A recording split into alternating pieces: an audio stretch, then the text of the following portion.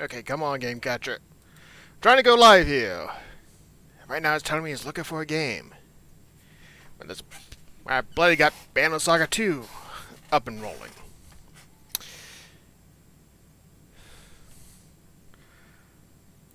Let's see if press a new game we get it roll. Imported save game.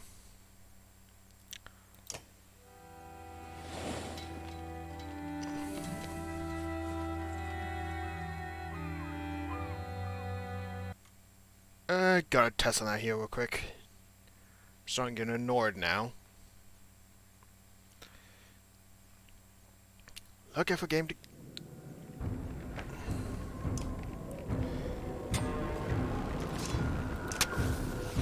Okay, so I'm having a bit of technical difficulties at the moment.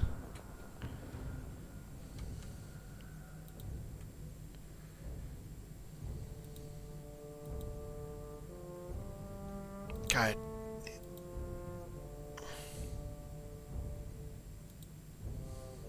Alright, gonna try and do something here real quick. Just gonna quit the game. But to those in chat that may be looking, just give a heads up, I'm going imported from my last game, in which I said that I was going to try and get Igel. I can't pronounce his name back. But I figured that was against the spirit. God, it doesn't look like it wants to work with me today. That, or it doesn't recognize Banner Saga as a game to capture.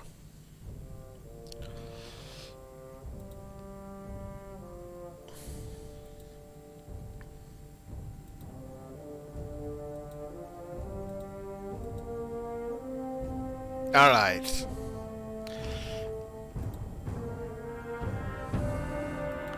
It's not a perfect answer, but it's answer to the problem. But let's see if I can continue on with the voices, in the adventure, and see where we go on this journey. But yeah, as I said, I'm going to be importing from my last game. One of the things I loved about the previous game.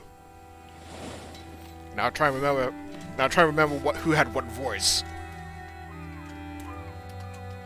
Tíminn líður áfram, eins og straumþung á sem fleytir okkur áfram.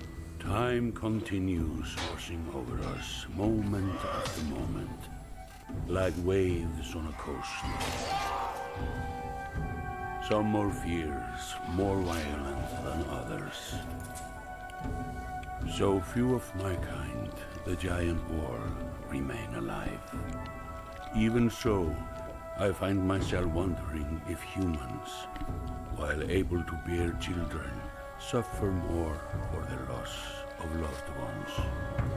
Several weeks have passed since we slew the Sundren known as Bellower, but the chaos of the world did not wither as we hoped. The world is breaking. We sail aboard hastily crafted ships for the safety of Arberrang, the human capital. But the river curses us with a clear view of the dreads, assaulting another hopeless village.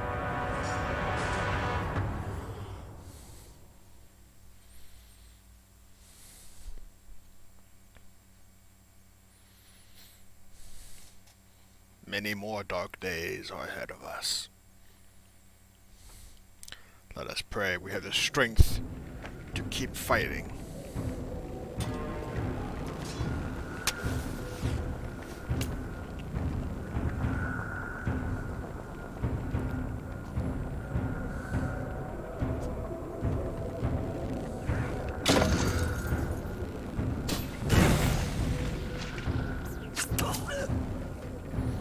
Oh, poor sap.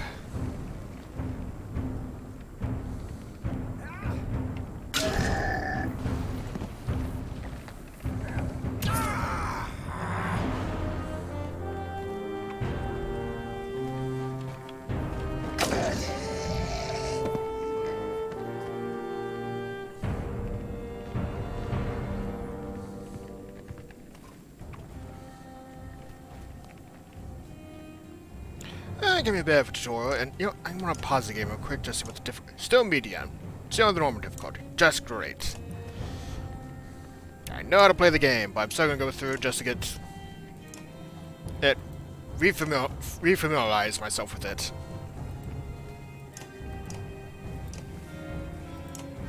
Yeah.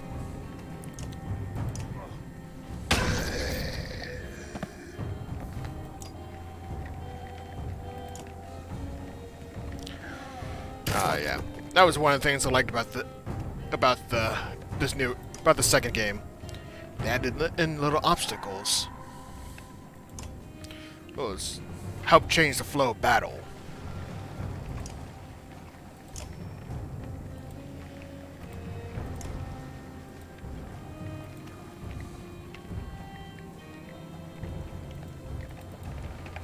I'm trying not.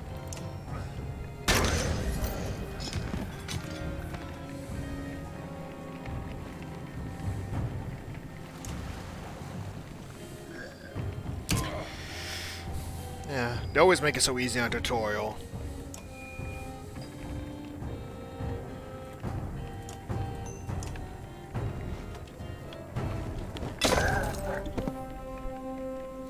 But yeah, for those that don't know, our main character, Rukia, lost his daughter to the great Sunder Bellaror.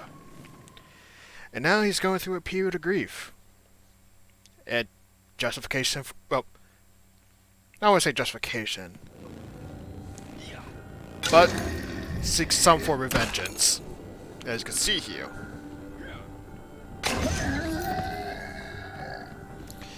Oh god. You know what the bad thing is? There's an achievement. And for, what's what I'm looking for? For completing this fight, because this is a rigged fight that I'm supposed to lose.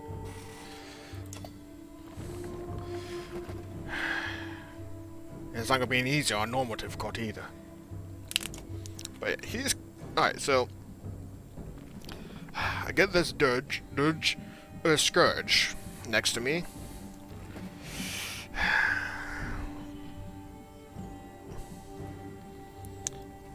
He can summon more enemies, but he's going to take a while to wither down.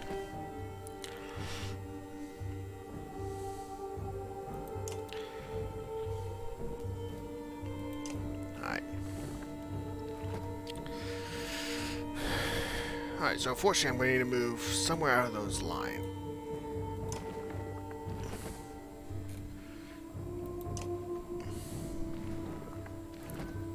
Alright, it'll buy me a second or two if I go right here.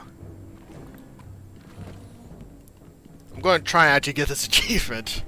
First time I tried to get it, didn't go too well. Okay, so I got 2 chances to...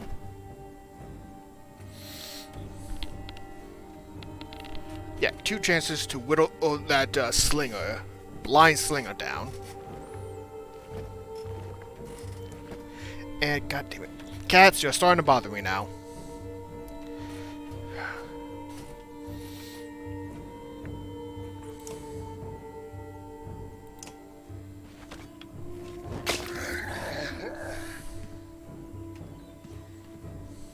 Oh wait, what? I thought I was clear of him.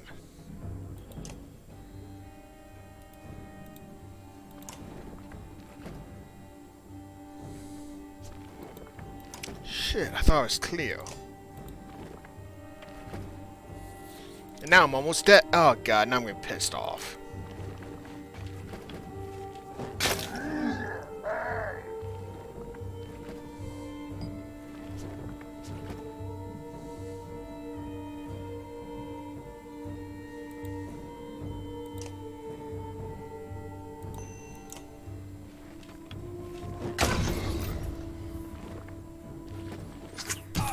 Yep.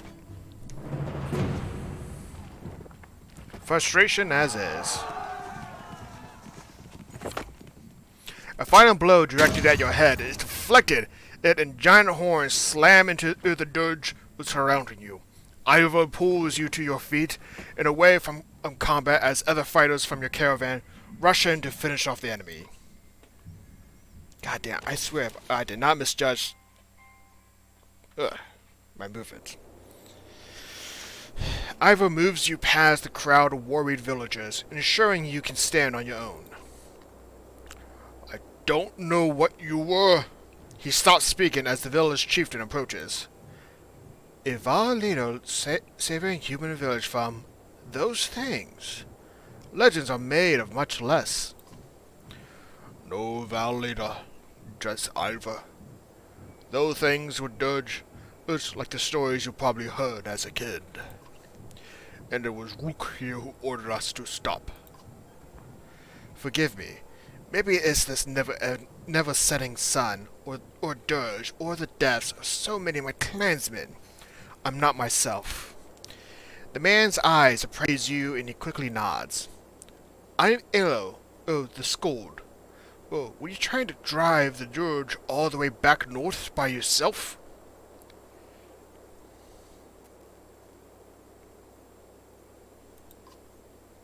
The skull looks back and forth between you and Ivor, unsure how to proceed. So, Ivor, we heard rumors about the Sundar Belra second Bozgrad. More than a rumor, but he's been dealt with. By your clan? Your Sunder Slayers? The term makes Ivor's wince and ends Elo's excitement. But what about the deep shaking in the ground? Only yesterday we felt a rumble like none before.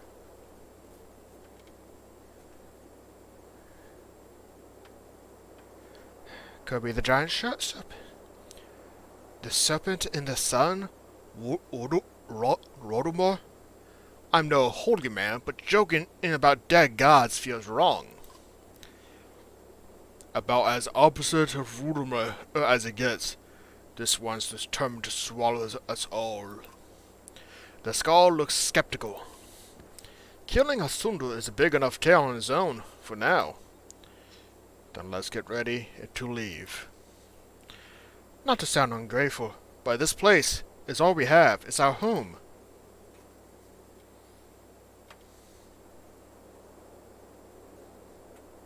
Don't be stupid. More dirge are coming. Wanting to defend what's yours isn't stupid. You know that. I know this village lost fighters today, so they have less of a chance defending themselves tomorrow. Luke is right. I hope the defeat here today will keep the dirge away, but when voiced, the skull looks around at the small huts of his village. Borisgrad is the only other place I've seen in my life. This small village is all my family knows. Are things really as tragic as you're making them sound? Probably worse. Elo looks back and forth between you and Ivor before nodding. Packing and tending to our dead will take some time, but I'll have everyone on the ships soon. Elo heads off to the village to organize supplies. People thinking we're heroes now? The world is breaking in more ways than one.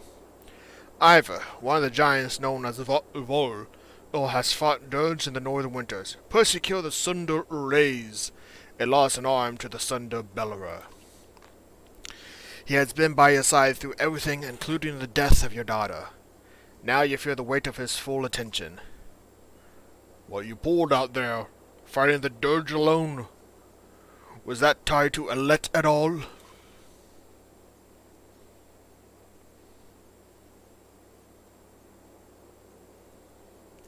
I'm trying my best to hold it all together. Keep holding it all in, and you'll lose it when these people need you most. Alet was my reason for living after Eldest died. I remember. But make this caravan your reason now. There's still plenty for you to do. He walks toward the village, leaving you alone with your thoughts.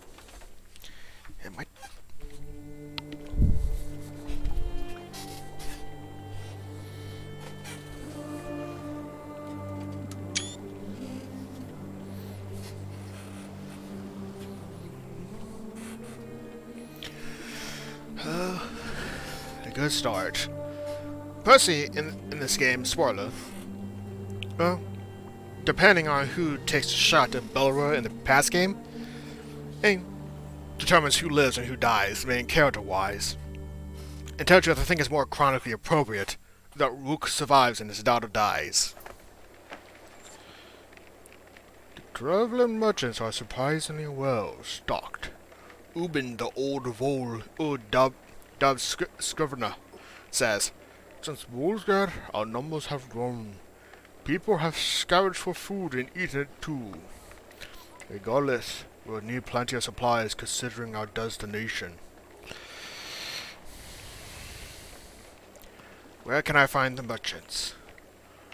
You can't miss them, he says. A group of tents they call a market. Stuff like food and meat for the trip.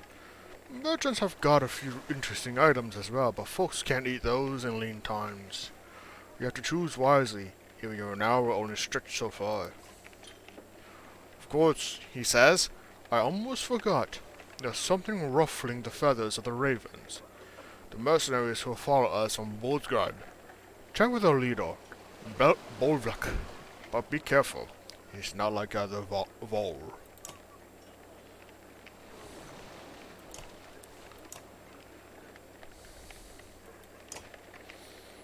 Okay, so at least have 28 days worth of supplies. That's actually pretty nice.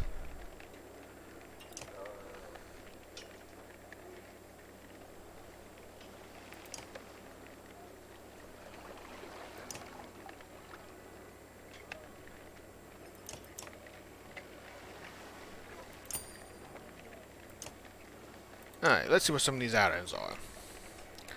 Plus 2 strength, plus 25% crit chance. If I have a damage dealer, I probably need to look at my warband. Protects from death strength 1. Protects from death strength. I assume it refers to the penalty, but that's also its own concerns of danger, but I can't move.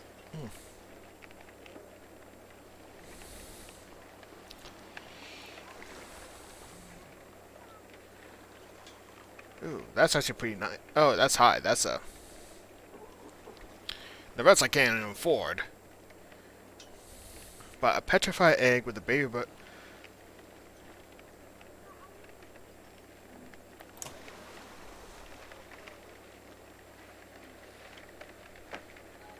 I should probably buy a bit more supplies, but... I also got that bad, nagging... and awareness of metagaming for this game.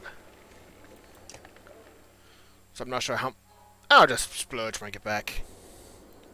The Vol mercenary leader, Bolvik, and a rather large female fighter are talking to Juno, a member of the spell-weaving Mender's council. Bolvik looks annoyed.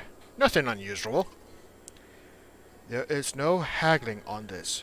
You already accepted the offer in Bolsgard. Get this one to do it. Get me to do what? If Juno is surprised by your presence, it doesn't show. She continues to stare straight at the Vol.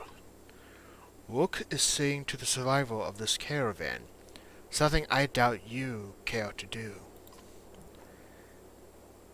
He won't be seeing into anything much longer if he keeps fighting like he did earlier. I feel like she has a deeper voice, or... I don't know. Maybe I might get the right voice.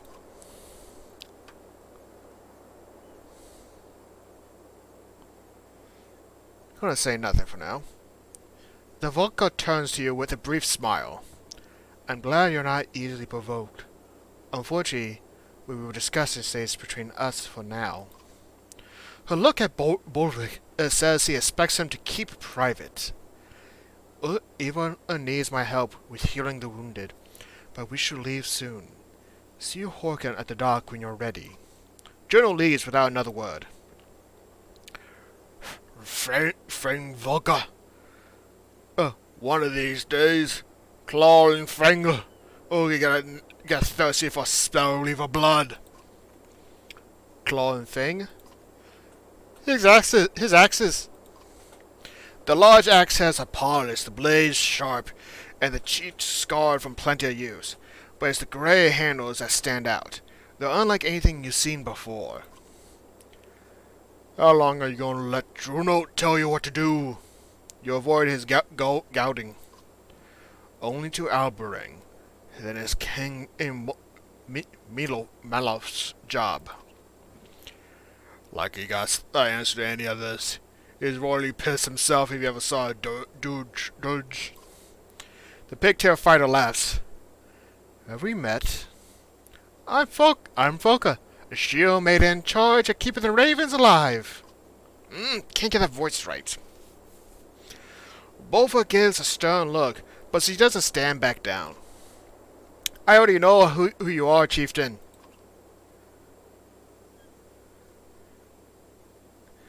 I heard there's a problem I should know about. The Val seems to grow taller and more wild as he takes a step towards you. You stopping to save every fun idiot along the river but get us all killed. Makes more sense to only stop the ships when we need supplies. And get rid of half of these useless people too. They're slowing us down.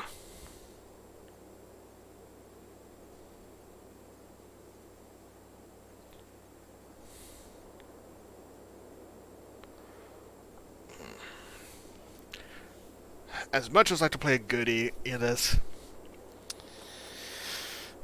I will if they don't start pulling their own weight. Maybe you got a bit more sense than I thought. Yeah, thanks. Borvlik snores and turns his attention to a large shield cart behind him. His bared cloak back indicates the conversation is over.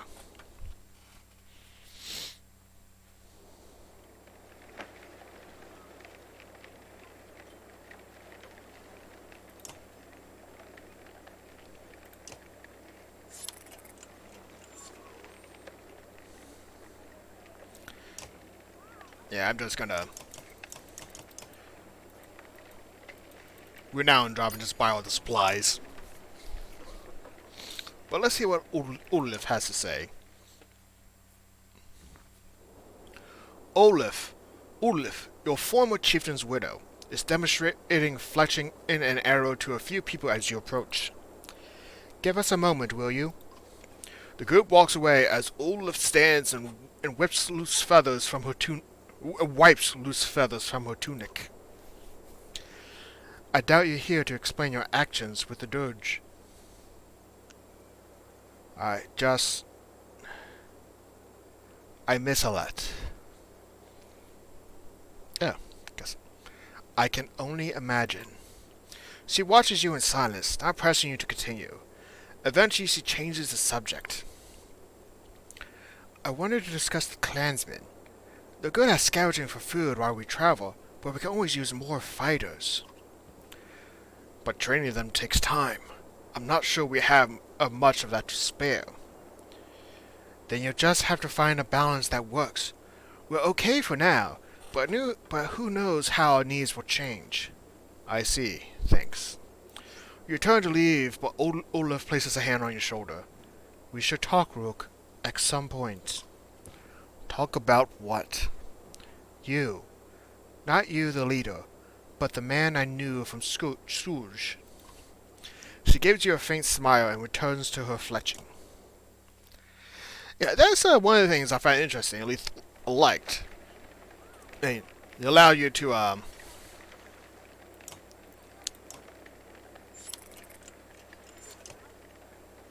they allow you to train in some of your clansmen into fighters.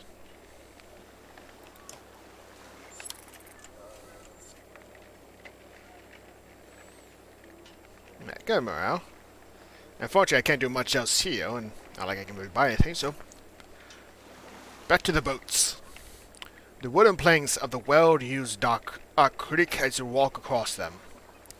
Håkon, a warrior racing in knowledge as king of the Vol, paces on the dock. Not so, I was made for this, he says as you approach. Commanding his battle is one thing, but deciding how many chickens we need to bring...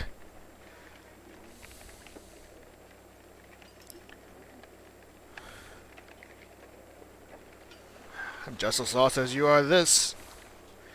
Is that so? Harkin says. It seems like you were born to lead these humans. Maybe Vol are more yox-headed than just our horns. His laugh rumbles through the dark. We're as ready as we're going to get. Let's sail. After lighting the funeral pyres, the last villagers find seats on your rickety longships built of scrap wood or scavenged in Bolsgard. The ravens find space around a large cart on a large cart on the black-sailed vessels. Oars slowly move all the boats into the river's current. And the journey to Alberang begins.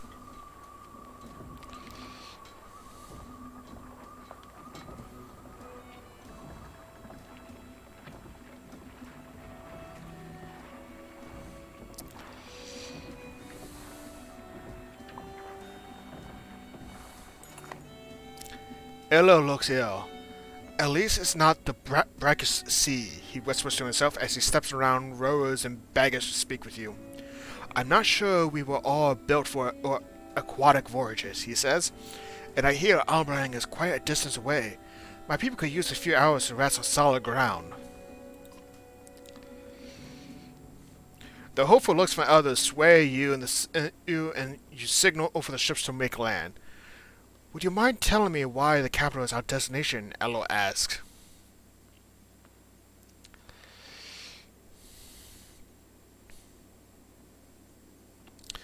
The Velka, Juno says. The Menders that can protect us. Menders? The skull's shoulder slump. We were all hoping for something more substantial. He realizes Ornven and Juno can heal him.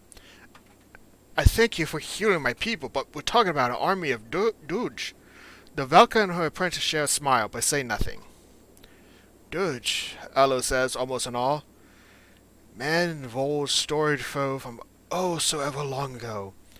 But they're real, and here. How have they made it so far south? His glance at the Vol is met with both anger and shame. The long ships rocks gently, and the skull grabs a rope to steady himself. If only we had the fabled horses to ride upon. We outpace the dirge and be on sound footing. His dramatized misery is almost as amusing as his thanks when he steps back onto land.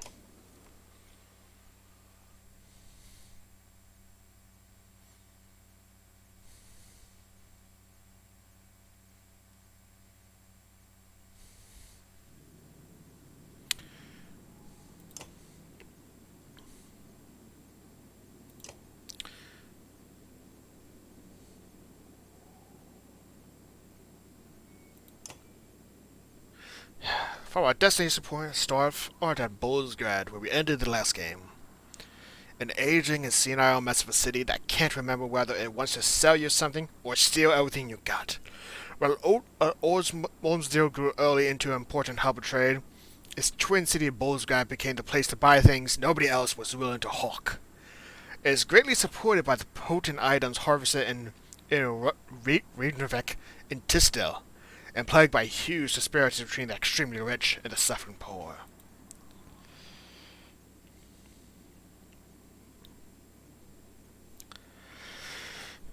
And our current checkpoint stop that the game wants is telling us where we're going, and at least the next major settlement, and is Ormsdale. As Storm led some of the first men east, Ormsdale was one of the most important places they settled. Nestled in the crook where the Ormsdale River splits, if Bolsgrad and Ormsdale were twins, Ormsdale would be the righteous brother trying to keep his evil twin from hurting anyone else. And the game is still dragging me on. On our way to Alberang. Alberang, from humble beginnings to the eventual seat of power for the king, Alberang is the most populated and contested city throughout the human lands. Its towering obsidian walls have been pulled from the depths by the weaving power of the Menders. As each new generation of residents builds another ranking of walls, the city continues to grow larger, more indulgent, and more dangerous. And our destination. Definitely, if I had to make a guess, this would probably be... I'm bad with measurements. at least a month journey, considering rest, but if we don't stop, maybe less. But right now, our closest land point is Toothpick Wood. The butt end of a spiraling wood that comes to a point and was split by roads forged by early settlers. Though it may be just as well known for the rewards reaped of fat pheasants that have been all but hunted to extinction here.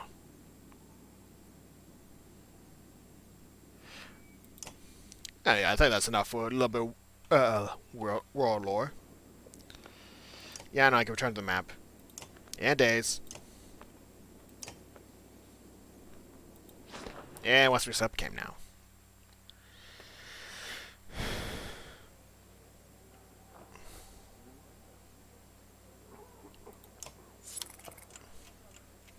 I was hoping to save some of renown, so I could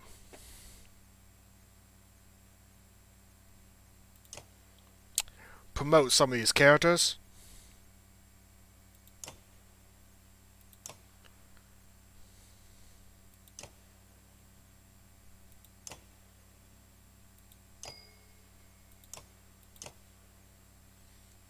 Well, you told me I could promote, but I didn't know when I was going to have a chance.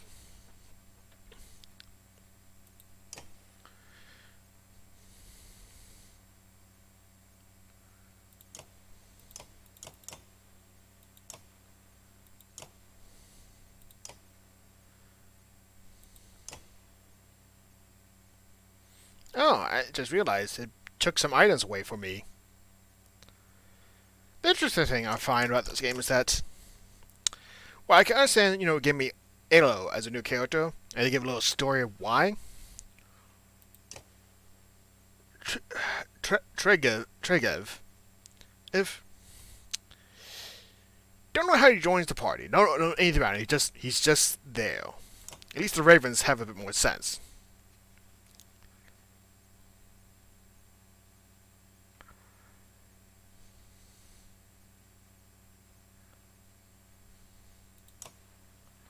But I like the character, nevertheless.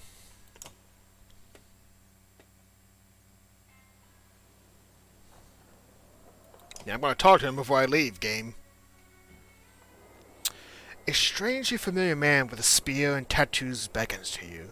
His movements are somewhat odd, almost comical.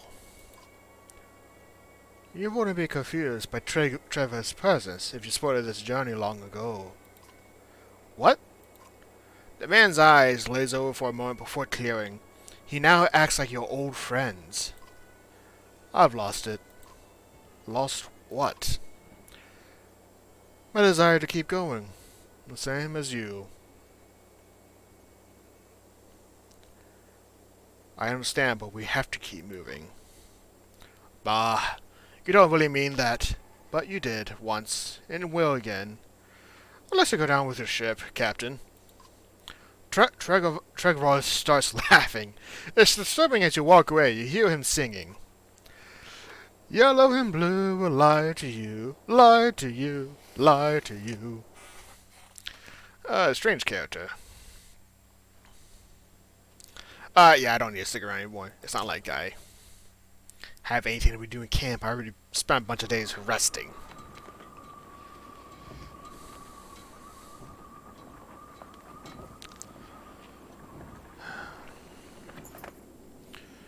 Shouted orders turn several ships towards the bank. You have no choice but to call the other vessels to halt as well. By the time you land, a crowd has gathered by the water.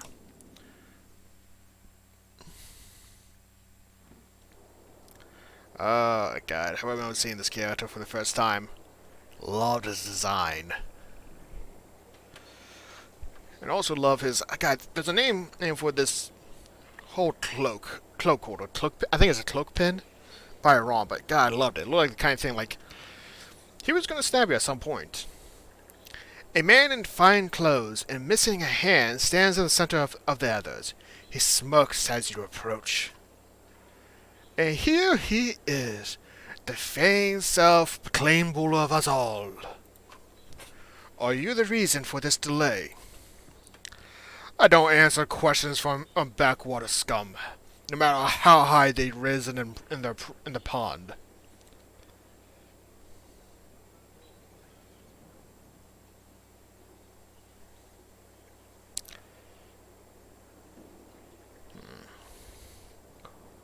Ruga. Oh, God.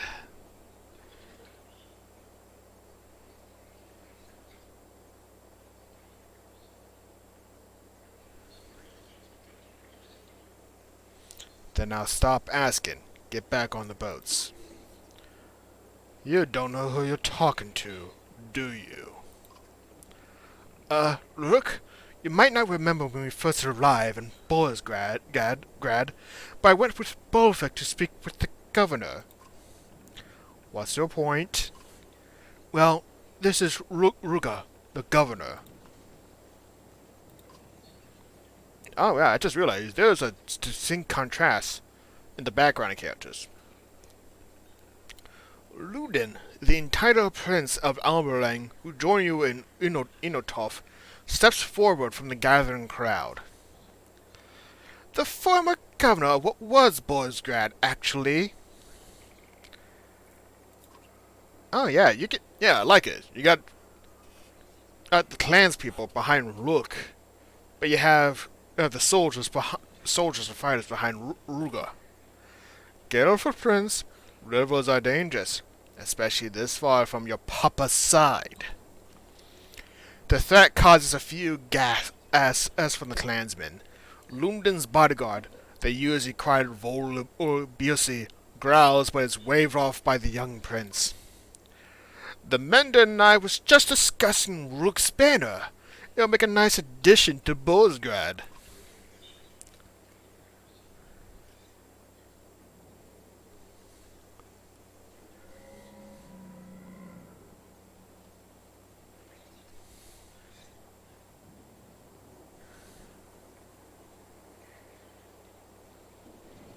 That's not going to happen. These aren't the rules of the woods anymore, Rook. You're among men now. Try to act like one. If anything, Rook's banner would join Elberang's, or you'll claim control of the entire kingdom too? I'm just trying to guide my vulnerable prince back home with some dignity and proper leadership. But it was Rook who led the fight against Belleroy while you hid in the Great Hall, Governor. Overseeing a besieged town isn't hiding, Mender, just as fighting in a battle isn't necessarily leading. But Rook kept us alive across the frozen rice, he did, cries the man. Save us at Anatov too, a woman asks. Others join in, listing your deeds and cheering your name. Then it's settled. No more delays. Rook is our official guide to Alberang, but will consult with me on major decisions.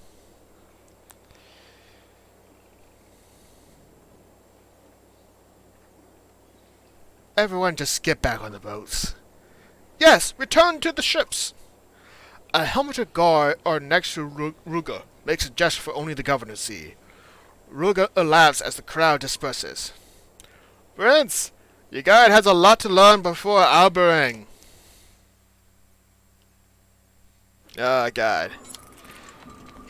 Ruga definitely has that style of, I want to say like Game of Thrones kind of character that schemes. Never seen the show, but need to.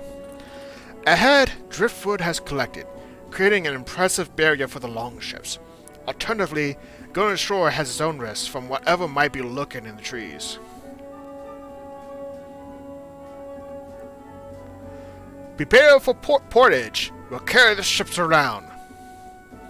The ships groan as they hoist it onto shoulders and march across land. Navigating through the riverside brush takes time, but everyone pulls through unscathed. As the ships push off once again, dirge appear on the bank, a silent reminder of the constant threats. The axemen and the Vol pulled away from their task to join the fight. Several died in the extended battle as blunted axes failed to kill swiftly. Eventually the dudes retreat and the river is clear.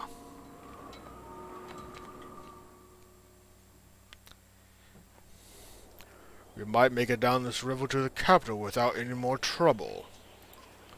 You look at Ivor, surprised by his optimism. And I might sprout wings and start flying. Would that make up for your missing arm? Hey, I get to make jokes about losing my arm, not you. I suppose that's fair. So what are you worried about now? I think you should make use of the strainer in his tent that we haul around everywhere. You led fighters in battle before, but there's always more to learn. So let's bank the ships and challenge your skills a bit.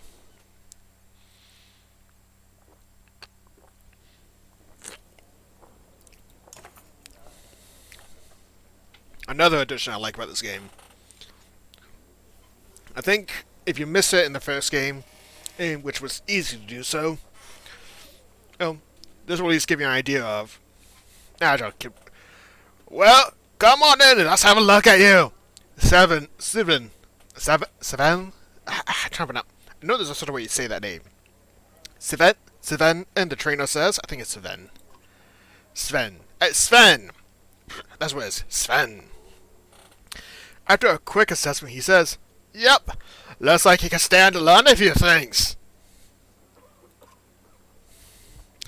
I got five challenges for you, and if you can't finish them all before we get to Albering, well, I'll let everyone know you impressed me." Ha! Sven's laughter is full of phlegm. I think it's phlegm. Let's start with a few of the basics. You think about what he's saying. You feel up to the challenge? Then we begin. Sven's marks.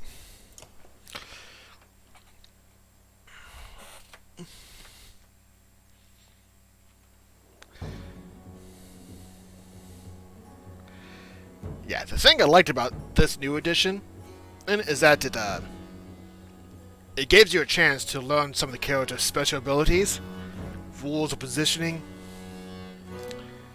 and just general tips to help you in battle. So it was one of those things like if you missed the first game, they give you an insight now.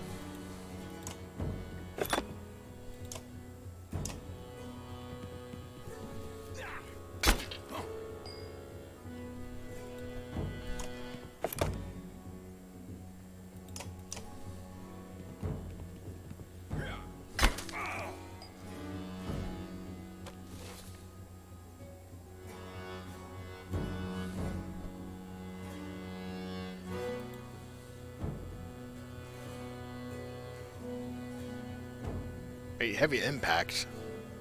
Oh, the passive.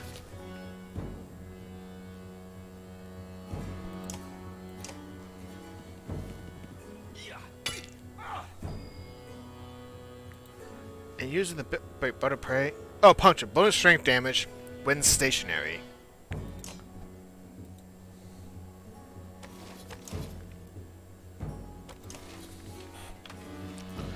Ugh. The bad thing is I gotta relearn how to play this game all over again.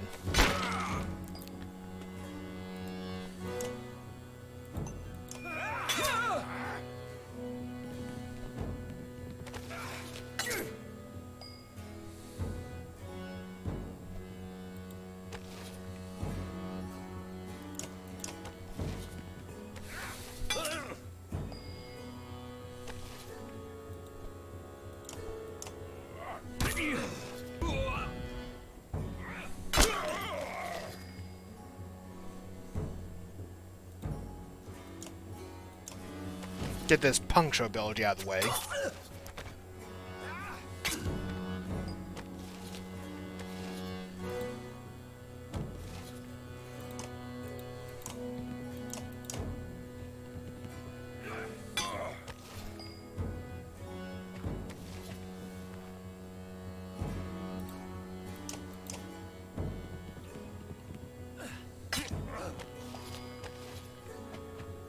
Nah, guys, this is not... Oh, to damage 3 enemies at once. Ah, damn it, I messed up.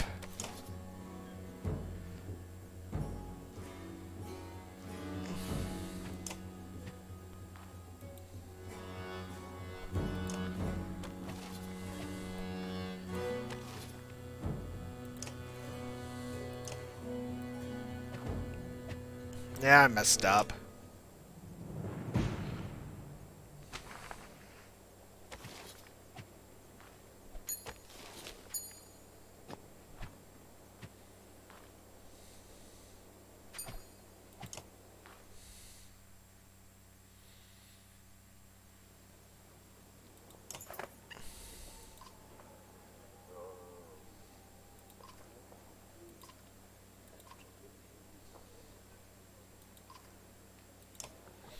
Ah, god damn it. It really sucks when you have these issues.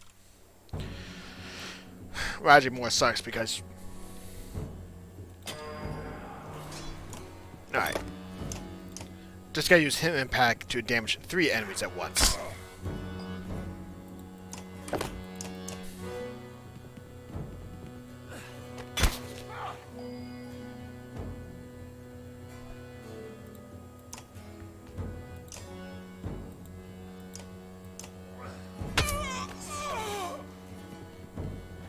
Alright.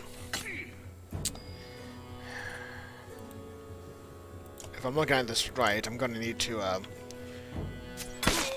get these 3 enemies side by side next to each other.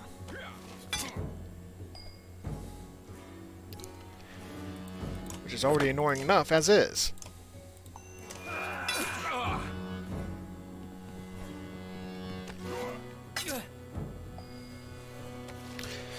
Damage 3 enemies at once. I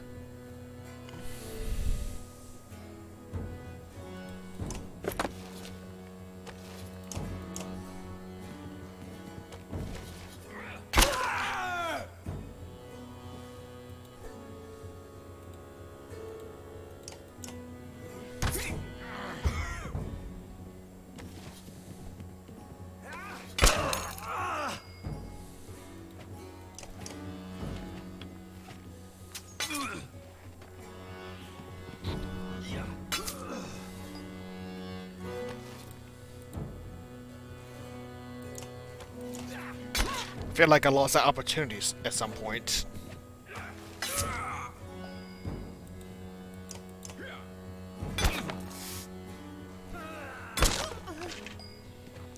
Yeah, God.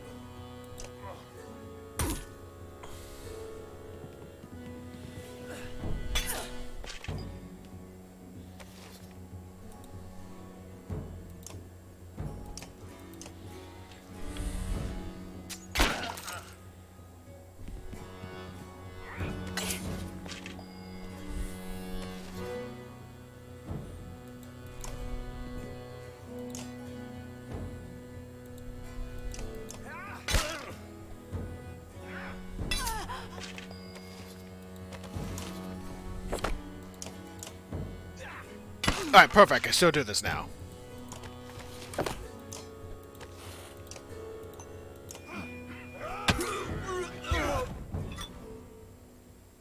I think the annoying part about these abilities, passive or active, is just getting the setup up to do them.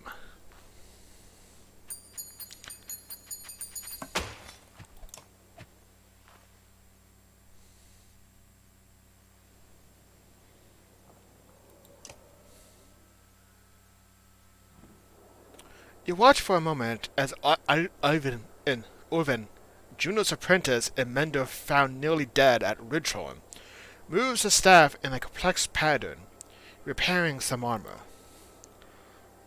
Not a bad festival trick, right? I've seen worse, and I've seen better, like yours back in Bolzgrad with stopping Belleror.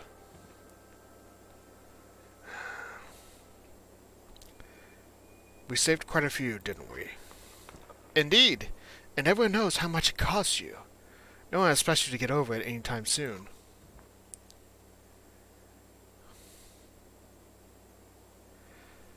But they expect me to lead like I didn't die.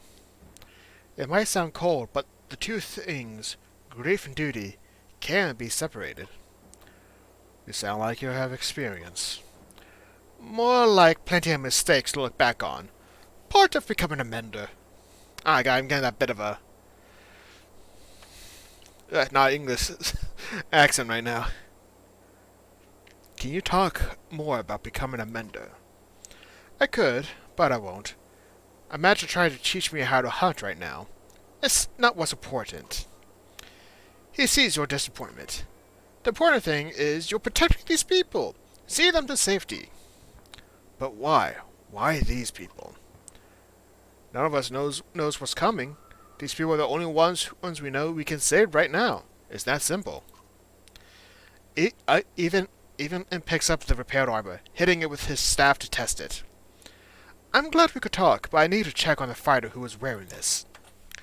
Doesn't sound like that was good. Doesn't sound like the fighter's doing well.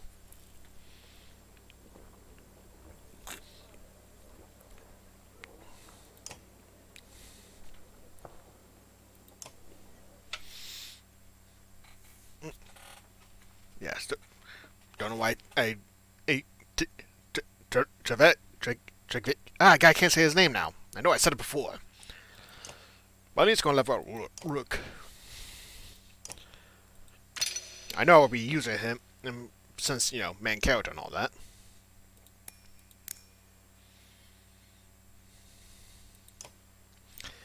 And I think, if I recall correctly, this game has a new feature. At a certain point, 3 break damage, auto attack for all allies. A certain point where they develop additional skills.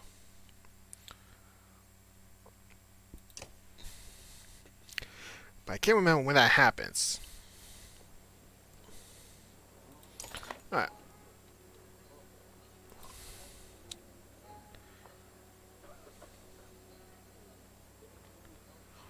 I'm probably going to do one more training because I think that's fun. No, and how not to hurt yourself. Children can do that, Sven says. Show me you can have to be Mark Prey.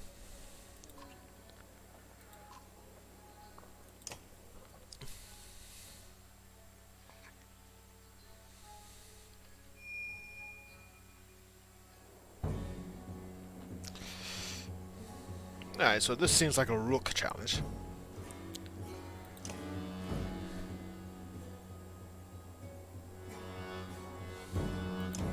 Alright, use Mark Prey to have 4 allies strike an enemy.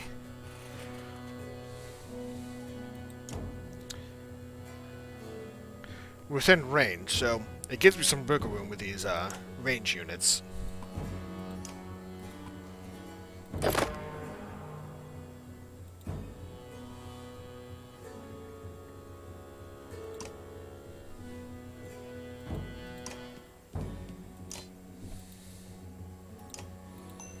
And the easiest thing would probably be to use the Vol as a target for this ability.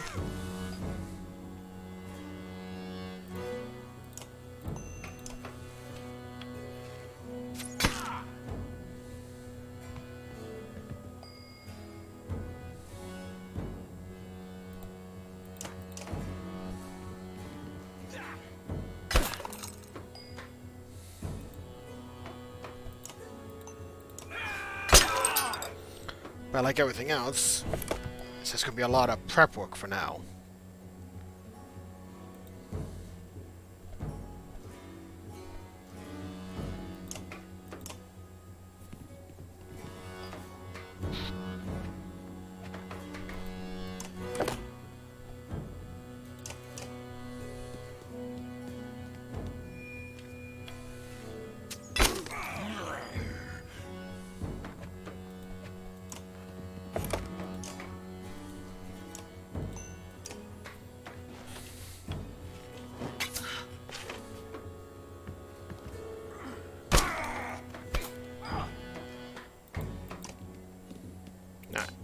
That should be enough right now. I just gotta survive for Rook and that Axeman to get into position.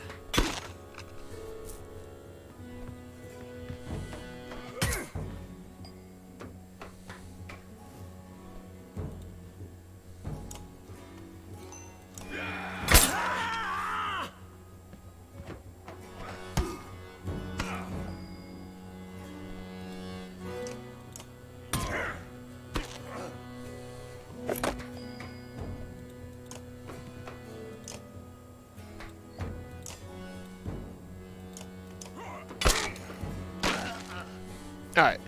Assuming I did this right, the two archers, the Vol and the Raid Master Champion should be able to pull this off. Yep.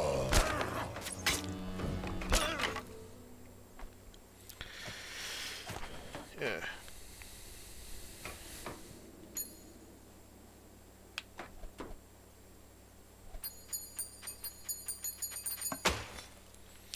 Y'all may do this a little bit long. Oh, hey, Private Dirt, how are ya?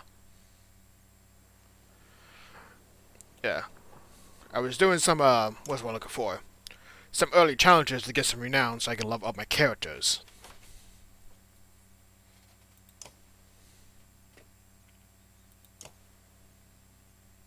Oh, level 6 is when I get to choose the second ability. Oh. The Pale Uruk's Warhorn rallies the heroes and calls them to pillage. During pillage, there are no more guaranteed turns. Killing an enemy gives the heroes 2 turns in a row, but the same holds true for the enemy. This calls for wisdom and timing. Okay, so pretty much it just allows me to Gucci you. Doing alright. I tried to look up most annoying had to take a nap earlier in the day, but besides that, trying to figure out legal stuff for streaming, but can't find any answers that seem good. But this stat is maxed out, and a talent can be unlocked. After this stat, to select one of the available talents. Oh, I don't remember that. Okay.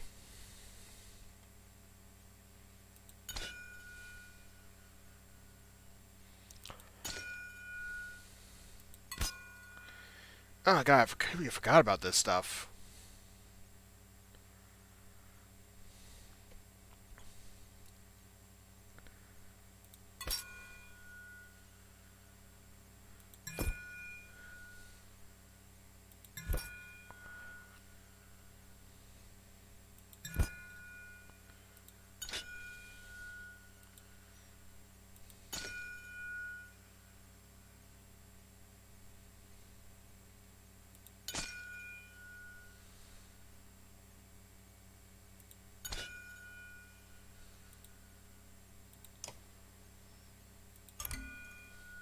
Oh, thank God it lets me look in advance.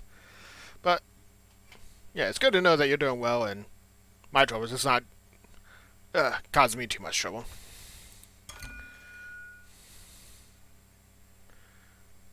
%30 bonus to hit chance. Oh, that's gonna be good for the character with not a lot of health.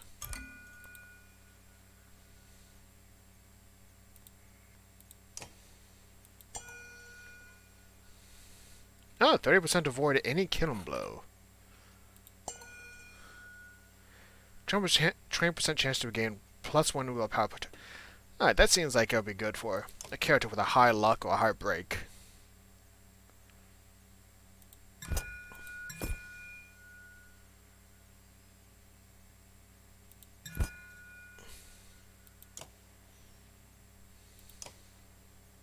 Not gonna try to level up Rook anymore. I'm gonna try and get some of these other characters to level up.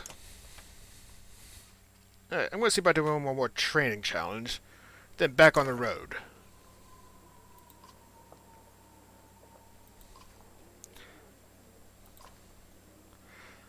Let that last lesson soak in a while longer, Sven says. I'll show you more. Oh. Okay, so I can't do any more training right now. Now let's see if I can level up any of these low-level heroes I plan on using. As much as I like to use Ekel, I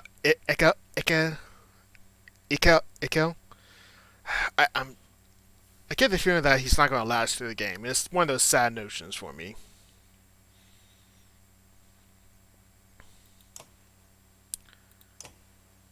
Nope, too short. So I'm going to need... Oh, wait. I still got 2... Did I not?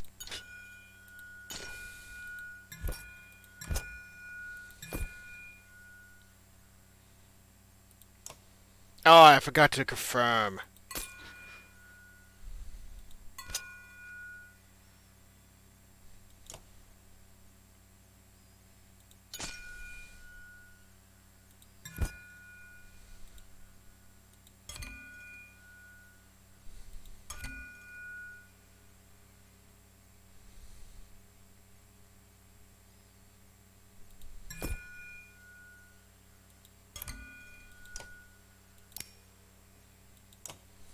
Yeah, I think I'm gonna upgrade that break just so I can get that crit chance. Give Rook that crit possibility.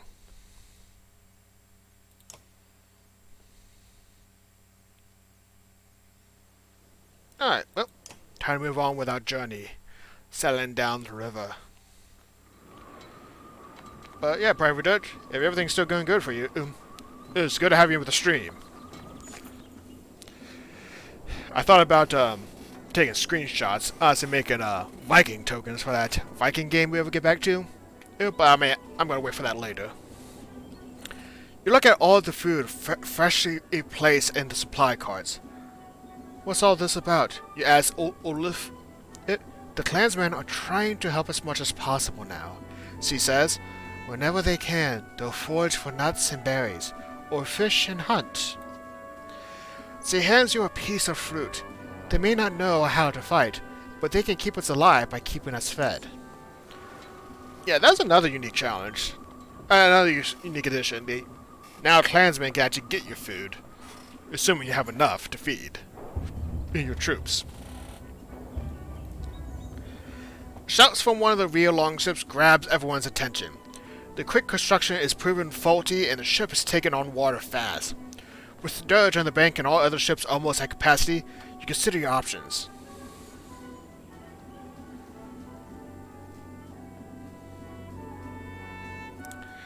The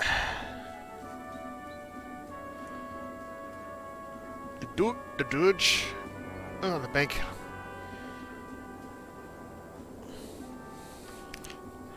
Let's see what the shipwrights have to say. We need her out of water, out of the water, says one. Nonsense, just plug the holes with some cloth and tar for now, says another.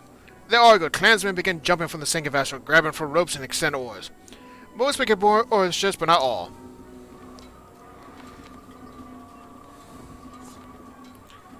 Okay, note to self. Don't listen to advisors. They spend too much time bickering.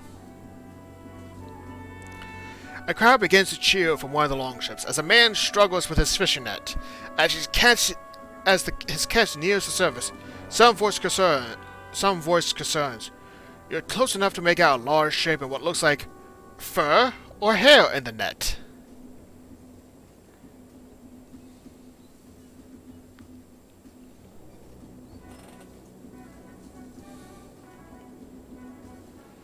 Fur or hair?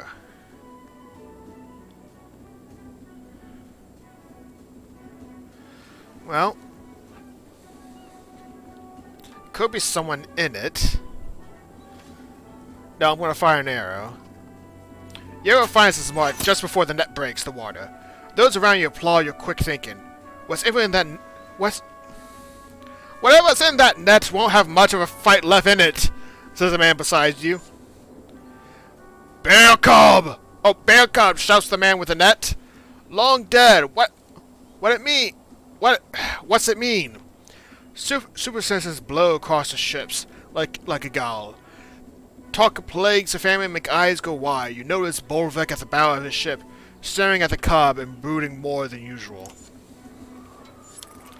Oh, come on, people! A bear just probably fell in the water.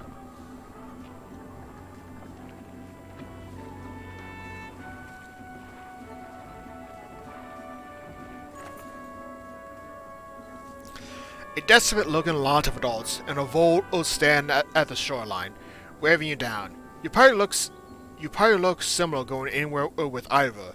They look hungry, but can they be trusted?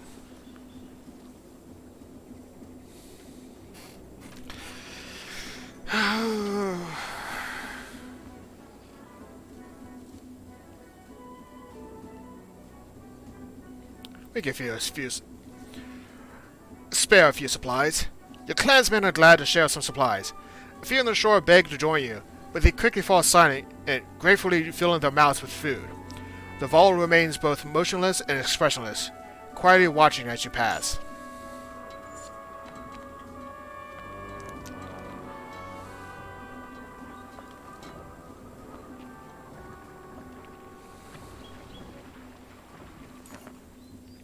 Smoke from a village catches everyone's attention, and the long ships begin to slow. I doubt these scraps of wood we're floating on can hold many more, Ivor says. You feel the governor's gaze on you, and he slowly shakes his head.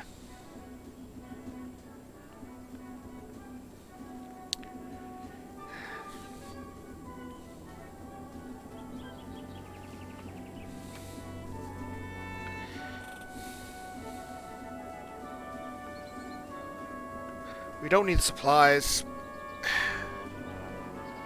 Ah, God, these are dark times. I don't want to feel like I'm abandoning people, but at the same time, I know it's going to cause trouble.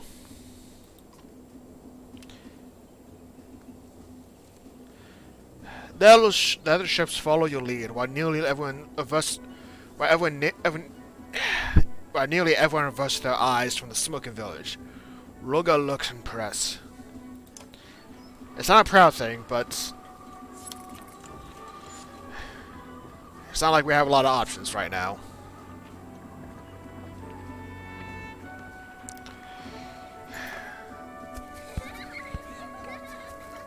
A large clump of hazelnut trees looks like a good place for clansmen to stretch their legs and gather supplies. Once on land, the children laugh while kicking around leather-wrapped balls of rags. You notice a vole on the edge of the clearing, silently staring into the woods. He's watching a lone dirge grunt stalk on. He's watching a lone dirge grunt stalk a squirrel. Might be 100 of them in these woods. The vole's whisper is still loud enough to scare the squirrel and alert the grunt. It looks at you and the vole before slowly backing up.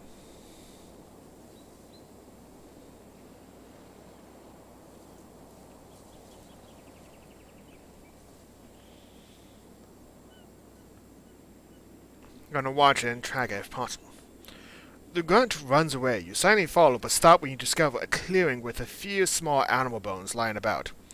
Meager meals for one. Near the bones stands a tiny statue of a dragon, and terror courses down your spine. You want to get away from it.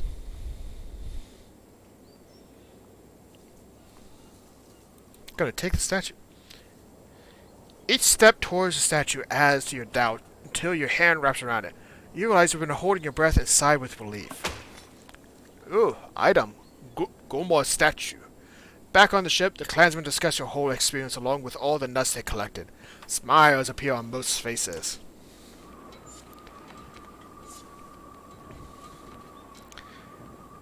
Carved rock on a vacant island. Aselai's godstone almost looks lonely. Another interesting addition, they now add little narration stories to the Godstones. And give that a whole lot more character to the design. She's even more beautiful than the songs say.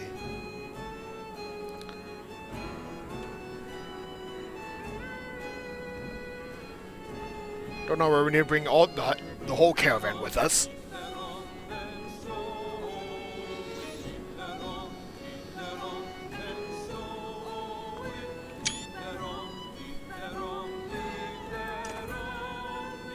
Clansmen and Vol are admiring the Godstone when you notice some are missing.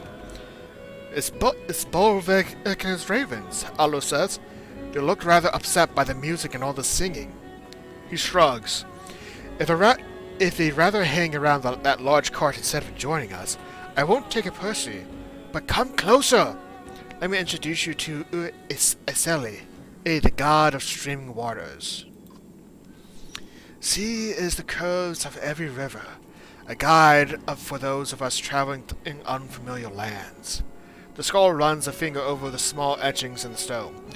Inscriptions from all those who were lost, but found a way back home with her help. Listen more to the tale.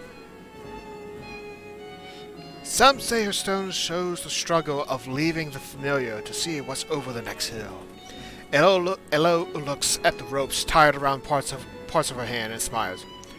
Before the gods died, the stone supposedly stood tall and moved a few steps each year, so people are always trying to make sure she stays put.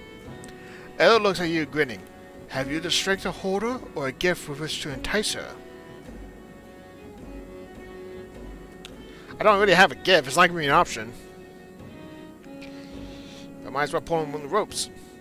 You wrap your hands around one of the larger ropes. It begins to pull. It feels as pointless as suspected, and its Celestial Godstone does not budge. Suddenly, you are joined by Horkin and Ivor, who lend their great strength.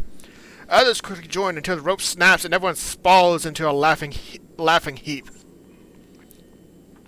You return to where the clansmen have set up camp, and you see someone, a woman in torn robes, slip from your tent. She blends in with other families, and after making sure nothing is amiss in your tent, you let her go.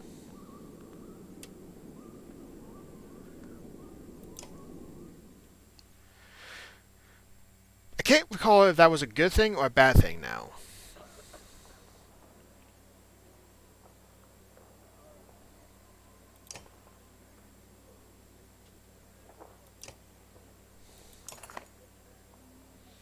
And now we're getting introduced to training. The trainer looks past you at some boys and girls eager to learn. Teaching fighting to the young, Sven muses. They won't go back to hunting and foraging for food, you know. Sure, you want to go through with this? We need the protection. Sven blows out all his air through flapping lips. Then let's get it done! How many of you want fighting for you?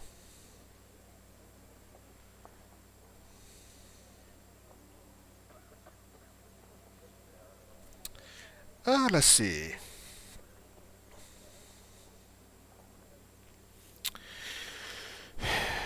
Alright, these got 300 protection and 404. Or 405, yeah.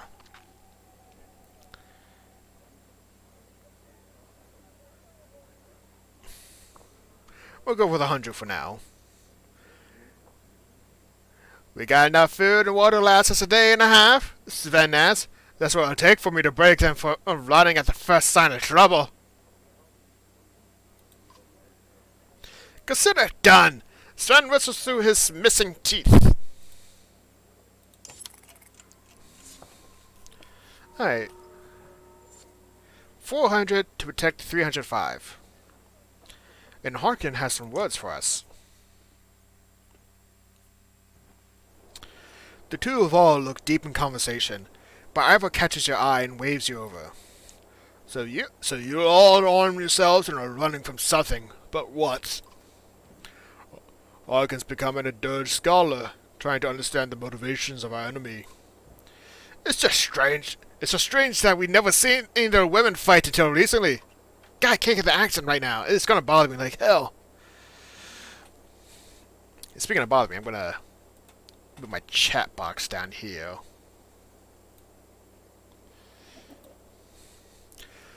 Good thing too. We might have lost us the Great Wars. There's go. I got the voice back. You think about what to say. What happened back then? A great deal of killing on both sides. Imagine waking up to a dirge tax every night.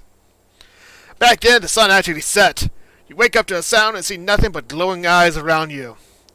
Yngvar probably told you we never got close to pushing them back to the depths they call home. Actually, Ivor has never said much about the past. Oh? Ivor says nothing, just holds Harkin's stare. Well, he's probably got more stories than you could hear in your short lifetime. Juna says there's a darkness coming. But what Valka say and mean aren't always the same. They speak in riddles and prophecies. Still, it might explain why the dirge are everywhere, like someone kicked an anthill. Maybe whatever's coming hit them first. Or maybe it's just a new tactic for a new war. If they learn to crack the ground and call the giant serpent, they're all dead and just don't know it yet. Has anyone ever talked to a Dudge? Both fire look at each other. There are rumors that some have tried and been killed in the process. A lot of nonsense. Skull tales about the sound of a druid's voice making your skin fall off. So there's been no communication with the enemy. Is that normal? We were too busy killing to worry about a fireside chat. Besides, they only ever make wobbling sounds. I guess if anyone has talked to them, it'll be the Roka. But good luck getting them to give you a straight answer. I'll leave you two to figure out the big issues. You should know the clansmen have been talking about us killing women and children. Don't or not. It's not sitting well with everyone, which is probably the way it should be. And say if it's us or them, we make sure we're still standing. I'm bothered more by your decision to destroy Inotov's bridge. Let it go, Harkin. This was the best decision at the time. To collapse a bridge that cost thousands of our lives to build? If it weren't for your damn horns, Youngvar, I swear you were an overgrown human. The two giants began to trade against Sauce and you step away, letting them vent. If I had the foresight, or the remembrance that Igal was going to die, the foresight in that case, I would have spent all 3 days fighting on that bridge to get some renown. And leave on good terms. Well, as good as terms as possible. But no point staying for now.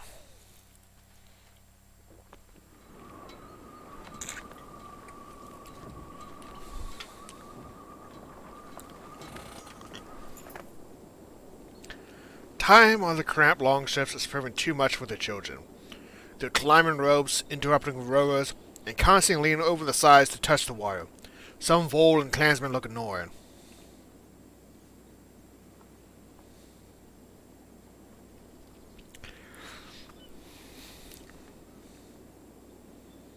Gonna move families to specific longships.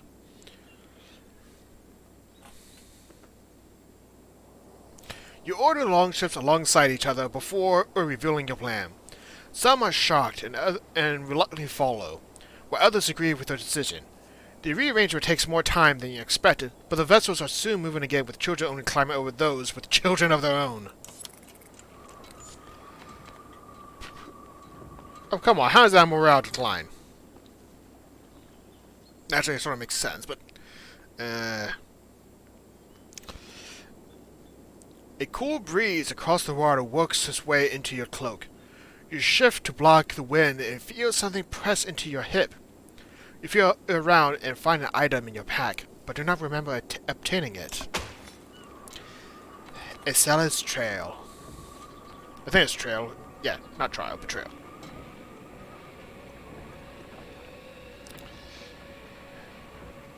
If you look in the upper right-hand corner, you can see a chasm. The sheer cliffs and boulder-strewn waters of the southern bank dictates the longship courses. The drowning sound of the dudes ascend their quicker pace as they follow your ships along the northern brink. Dust and mist make it hard to see ahead. A hissing, rumbling noise goes all around. Waterfall! Shouts the sharp-eyed Nid from the bow of her longship. Oars instantly reverse and you nearly lose your balance.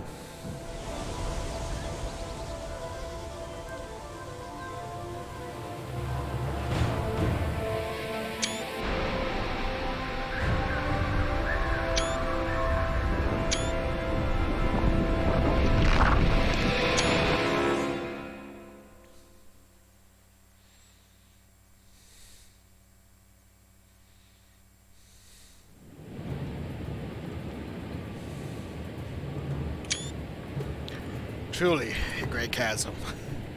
The roar of their approaching waterfall clouds your thoughts. The ships struggle, but the light weight makes them able to pull away from the river's deadly current. The thought of what more clansmen weighing down the ships would have done makes you shiver. The remaining ship's rowers pull hard, heading for the dirge-lined northern banks. In their haste, the vessels smash against sharp or split rocks as pushed toward the shore. Some fighters are thrown from the boats, sinking in mud under the weight of their armor. The longships are too spread out to command a unifying landing. Amid the chaos, look at those nearby. Gris, a stout, bold warrior, and a few others few others like him and look ready to rush the dirge. Bolvek and his company are close to you, hauling the seal cart off the ship. You consider your options. Cover the battlefield with arrows. I'll do what I can, she says, grabbing a couple more quivers. Olaf nimbly climbs some rocks for a vantage point. Using the covers, he begins pinning down dirge.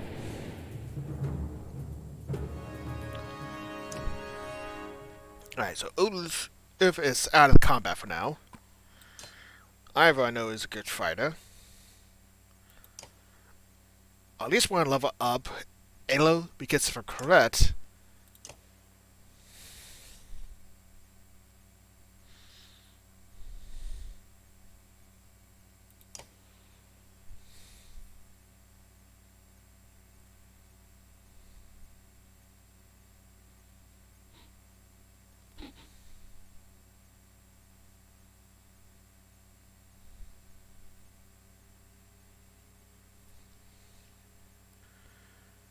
added 1 damage for every 2 strength the enemy is above the target ally. Yeah, I know at least one Elo in the fight because, if I'm correct, he should get an ability that can make enemies skip their turn.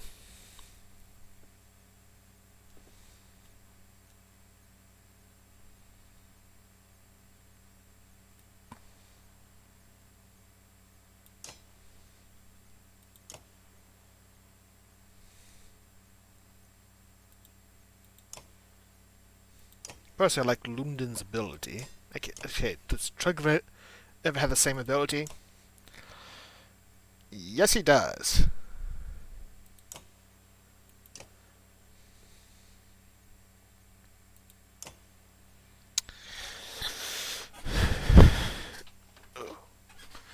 Ulden I know I'm going to lose, so I can't really keep him around for much.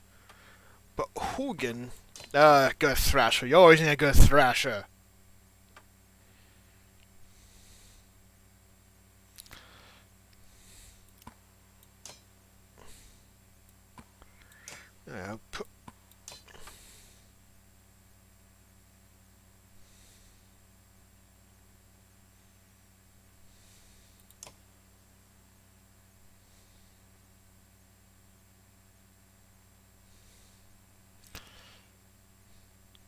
It'd be good for a different kind of character set.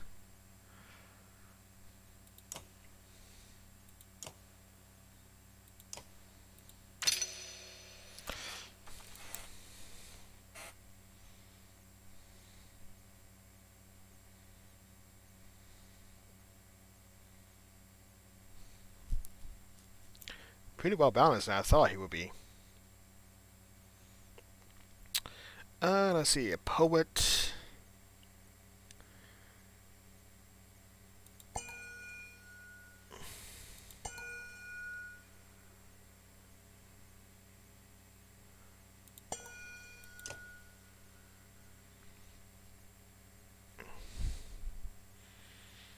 I'm probably gonna be trying to use his special ability more of anything. Why does it have a plus symbol up there on the...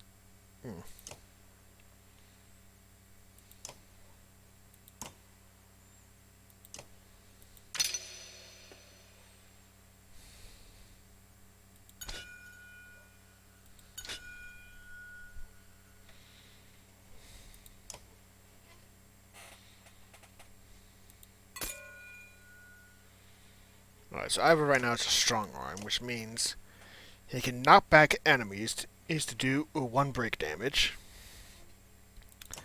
and a heavy impact. So it's good for enemies in creating space.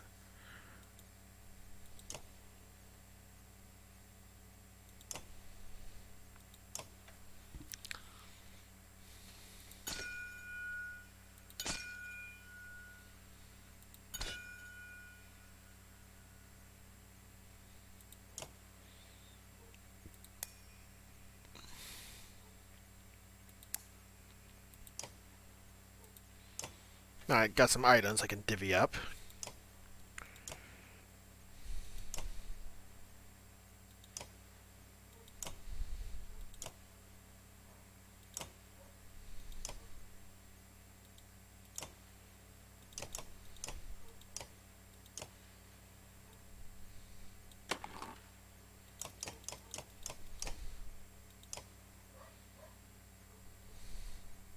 What does... Ooh.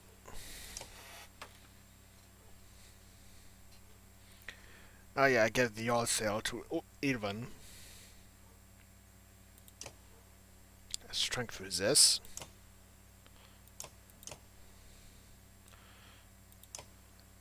Gonna give the -2 aggro to Elo.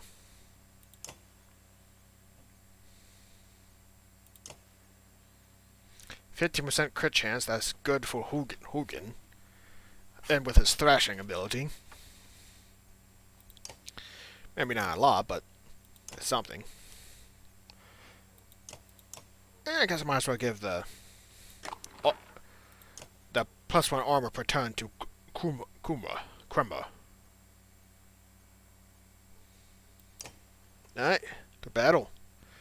Against the dirges that occupy the shores. We fight for our survival. I'll cover you from here, but don't expect any miracles. I like how they have Bolvek and his ravens on one side. It's gonna be still. That's the downside. Oh god, you guys, some guys who are already dead. That's...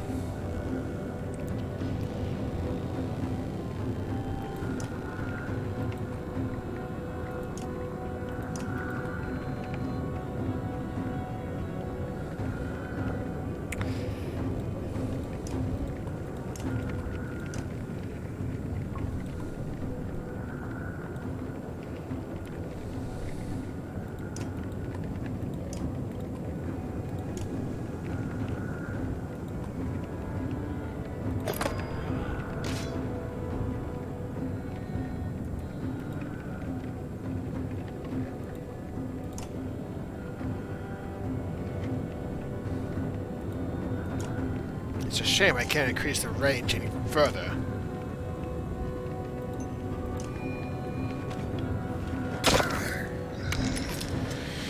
God damn, I can destroy the armor.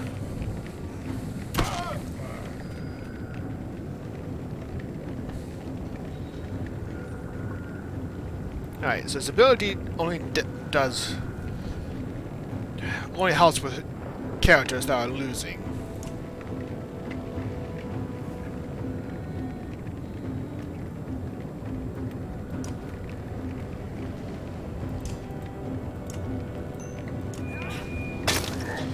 God. Oh, the new enemies.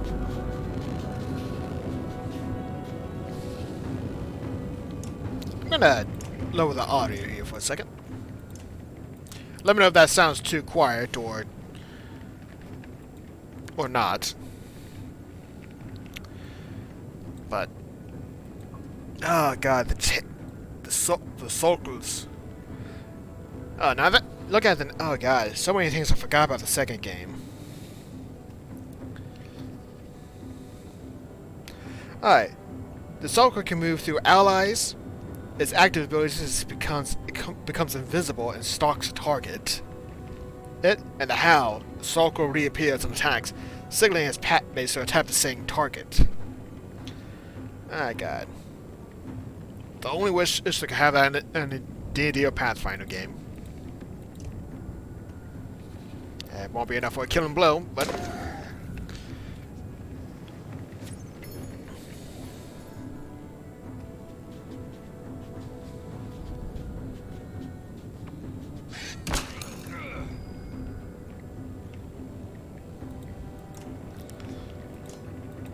luckily, they're just ankle biters for the most part.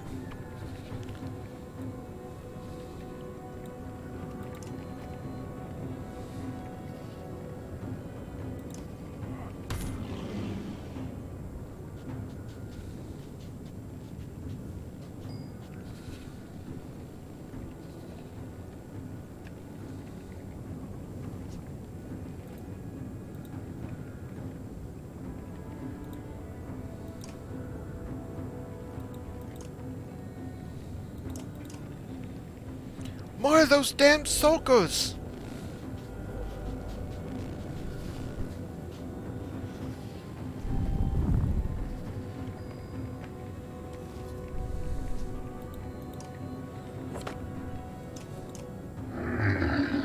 No! Forgot about these new enemies. Kill that one! It might make the others run!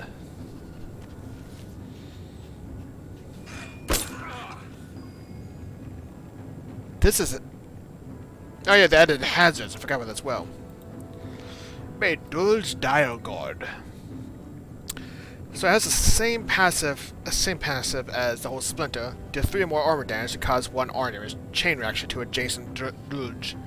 Sentinel, when a Stormsinger is hit, all Gloom Wardens focus on his attackers for a round. Gloom Wardens. I assume that's what this is considered. Not sure. Drumfire. Shockwave does armor break damage. Hot Ash Remnant hurts enemies and mends dirt. Ooh, guy, it heals Dirge.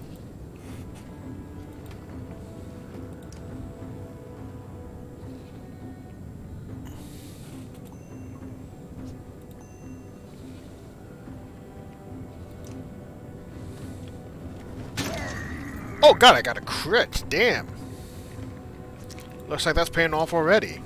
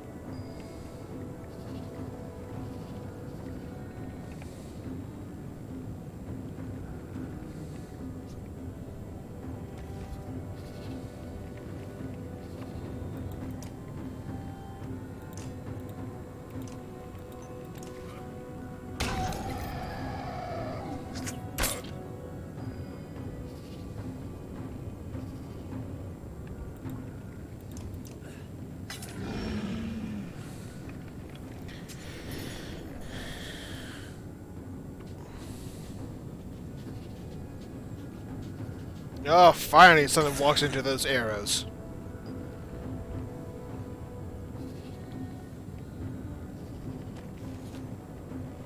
I was starting to wonder if anything was.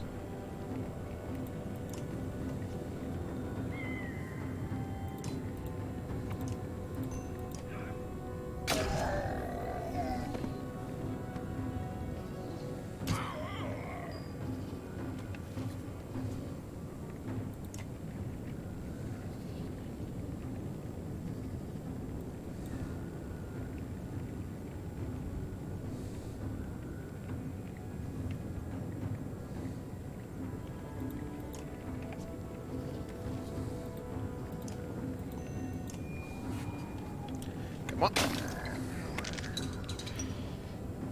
Uh-oh. Oh, not that much damage.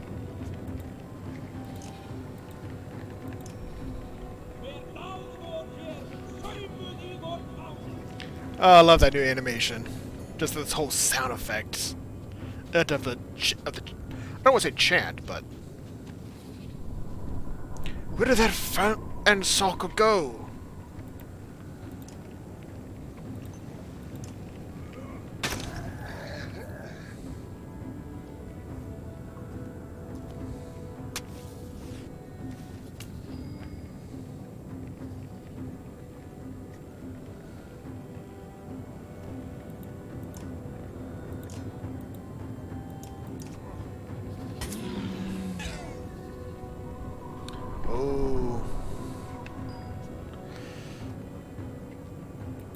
Perfect chance to do one of my favorite abilities against the Slingers.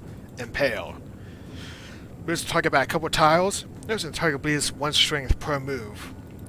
Which pretty much means go take some damage now. And bleed damage.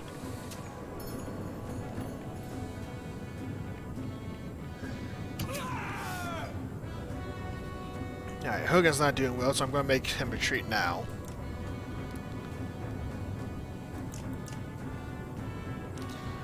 And that Salka's probably going to finish. Yep.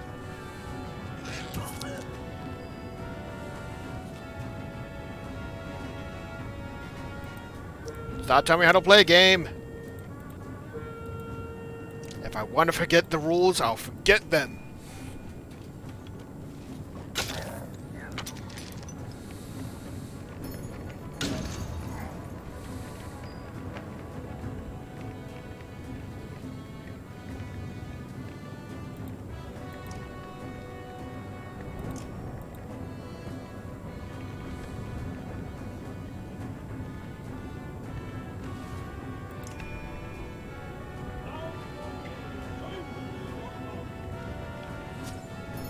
Oh, come on!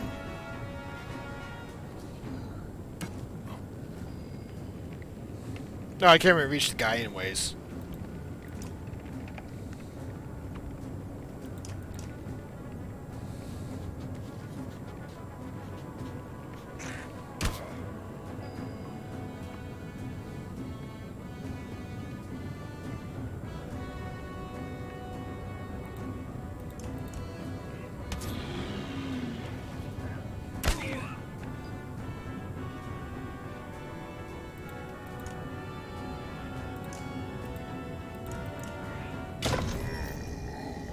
Yeah, I probably could drag that fight on a bit longer, but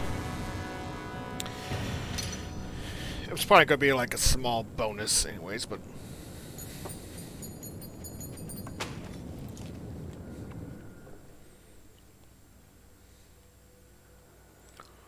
Harkin works his way through frenetic clansmen on his way to join you. You made some tough calls on the river. If those ships had been loaded down with more people, no telling how many we would have lost. Thanks. Too bad the landing was so rough. Harkin squints into the distance. Their next attack is coming, and this time they'll come in force.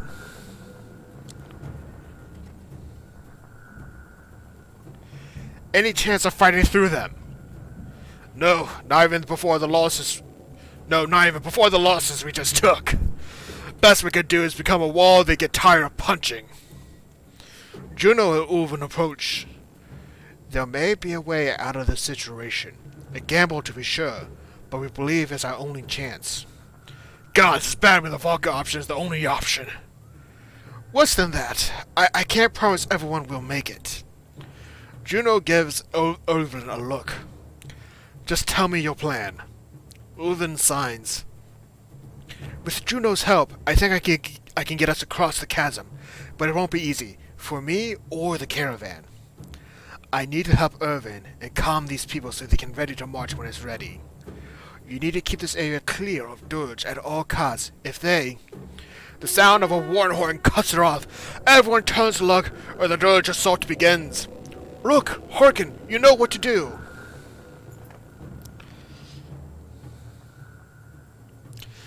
It looks like the force you train is roughly the size of the enemies. This could go either way, but a victory here will protect most of your clansmen. Juno and Ulven move to the cliff's edge. Harkin, surveying the battlefield, says, Some supply bearers could make a few barricades for our defense. Otherwise, it'll be a straightforward assault. Gonna sacrifice some supplies. Men of old began moving barrels full of food and gear ahead of the fighters, but they looked away for confirmation. You realize these supplies would be ruining the fight. The barrels are barely rolled in place before the fighting begins.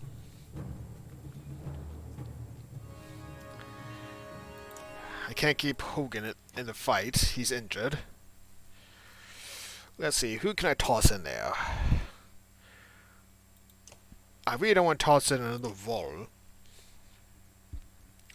Not either big enough as is. Am I in a situation where I either have the poet or I have two archers?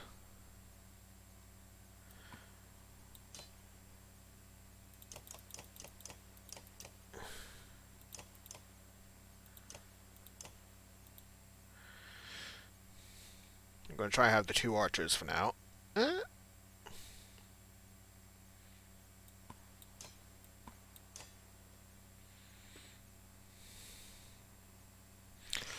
Yeah, I think the Vol should be able to handle the fighting for the most part.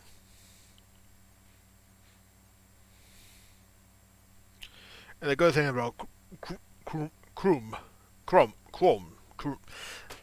I know I could say these names when I first played this game, the first game, but with Kruma, I know I can have forces be redirected as need be.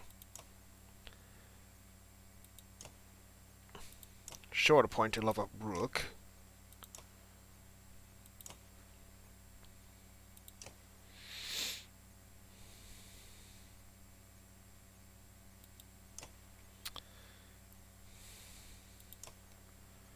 Go on, level up Ulf.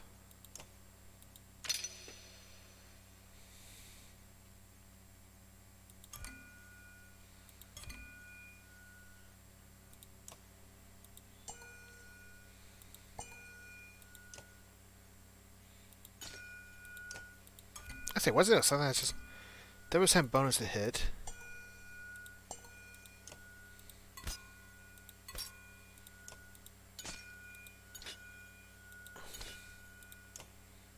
Huh. I swear I thought I saw something that was like... No, it was Lucky Shot. 30% bonus hit chance.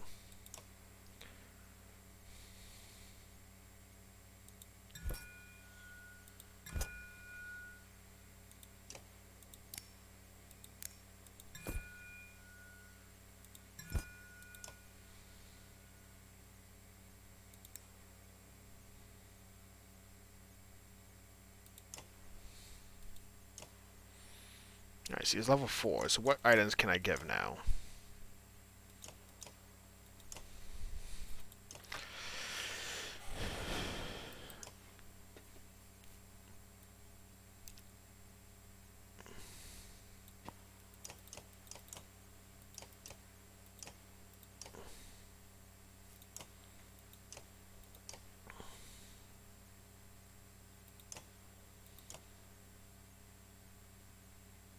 There's nothing I really want to give right now.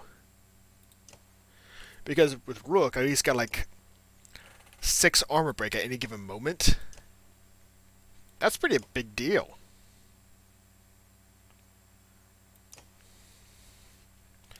Yeah, because that just really softens the enemies up really greatly.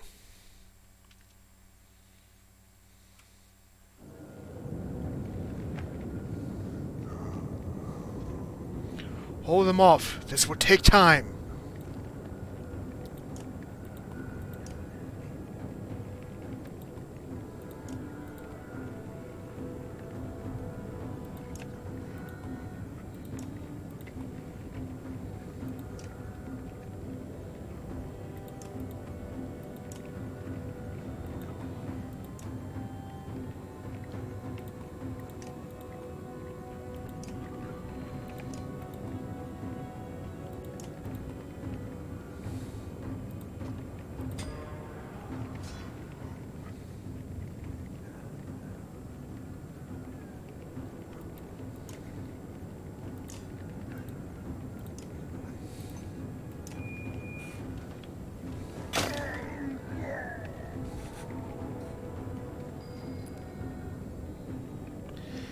Olaf, if I remember correctly, bonus strength damage when stationary, so that's actually good. I'm going to use a rain of arrows. Tile, 2 times... Traps 1 tile, 2x times 1 strength if entered within 1 turn.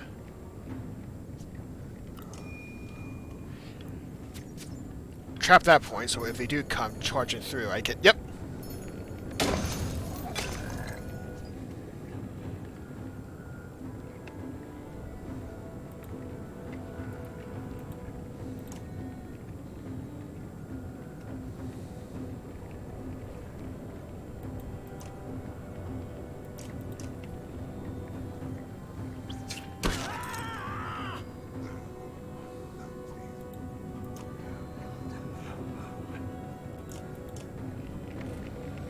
Oh god, I just hear some chanting that I don't think I heard beforehand until now.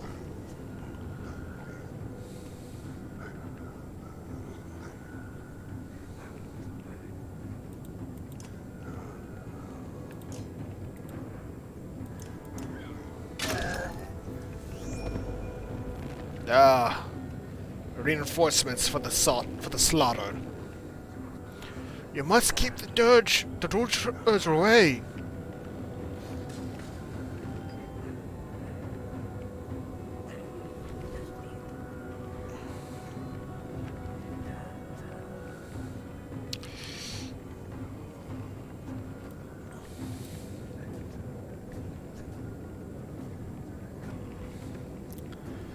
There's not much I can really have him do right now. Oh, he's good for support, but not much else. His ability, I think, only helps with, yeah, every 2 strength the enemy has.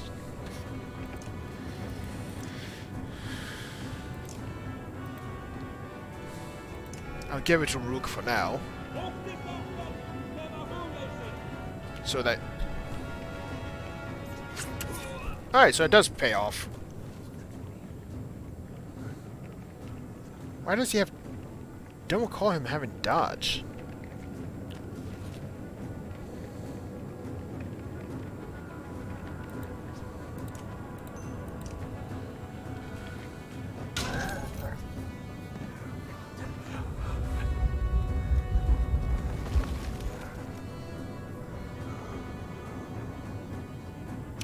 Concentrate, Ruthen. You're doing great, doing it.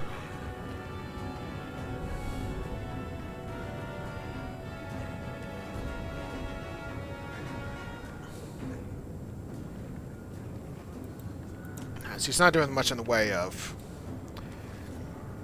actual damage attacks for now, but...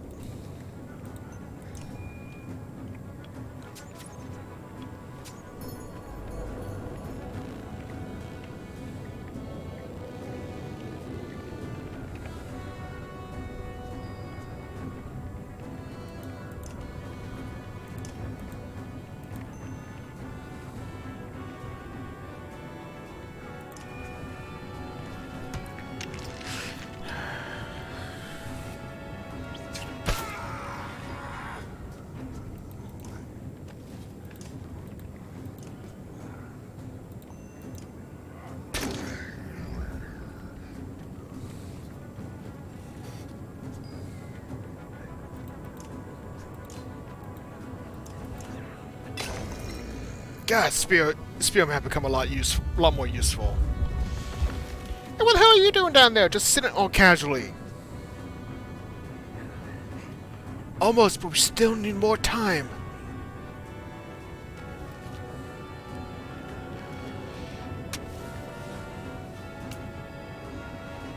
What happened? Oh, it was the enemy's turn. And I wasn't paying attention. I was distracted by all... Oh, exploding rocks. That'll do it.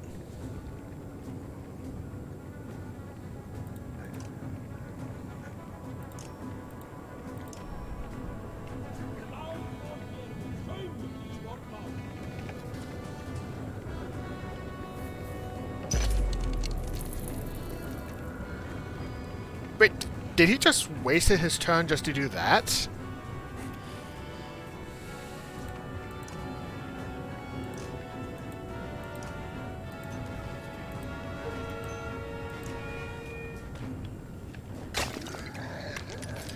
Alright, so I think Alo's ability really only works. That's if you apply it to strength. And for weaker allies. Oh, I forgot. Oh, yeah, idea for archers.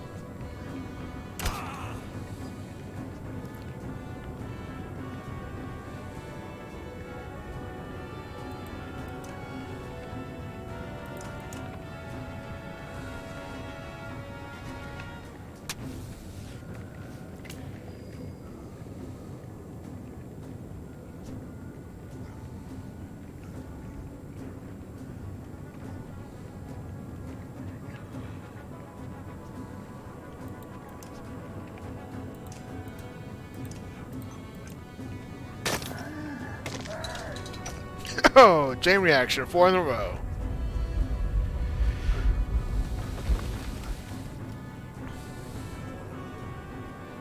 That should work if we can clear away the dirge. Oh, she finished talking before I had a chance to finish her talking.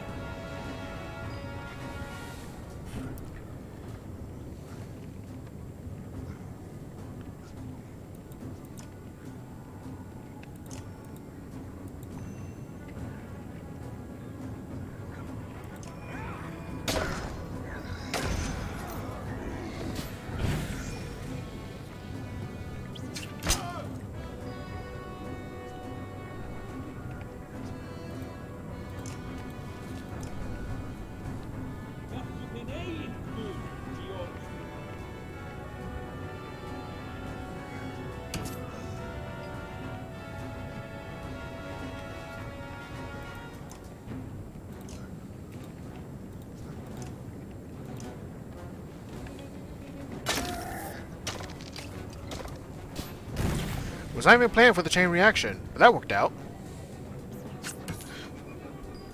Oh, that annoys me now.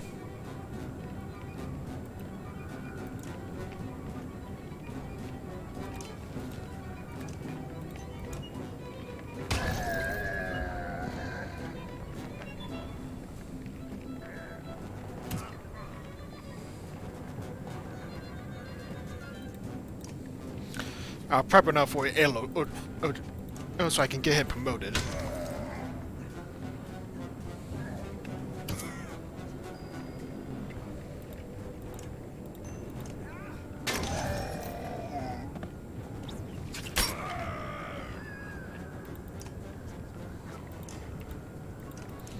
Because if I'm right, given the time to level up, he could have a great class ability.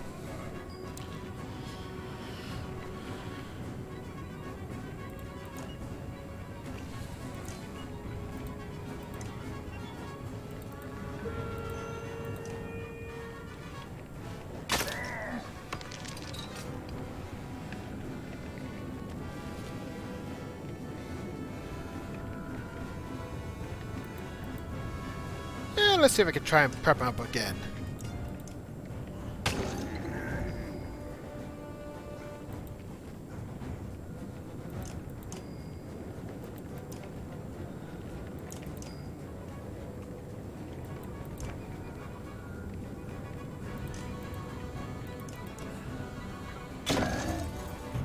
Oh yeah, he's able to promote again.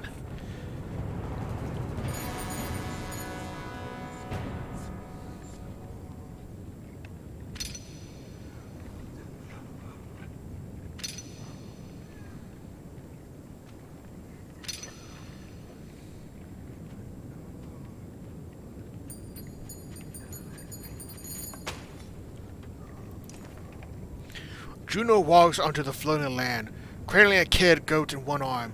She looks strained, but beckons into the families to follow. You shout for everyone to start moving, but the fighters and clansmen alike remain motionless. Large chunks of earth bobbing in the midair like ships at the sea with everyone has everyone unsettled. And I need to take a small break, but I'll be right back.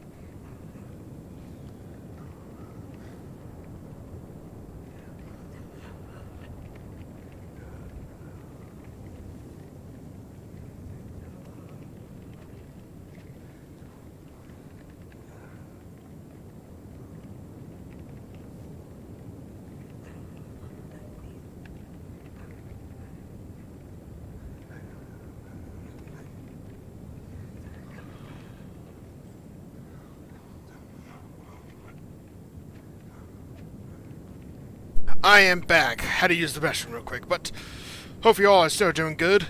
And as we continue on with this dreadful knowledge.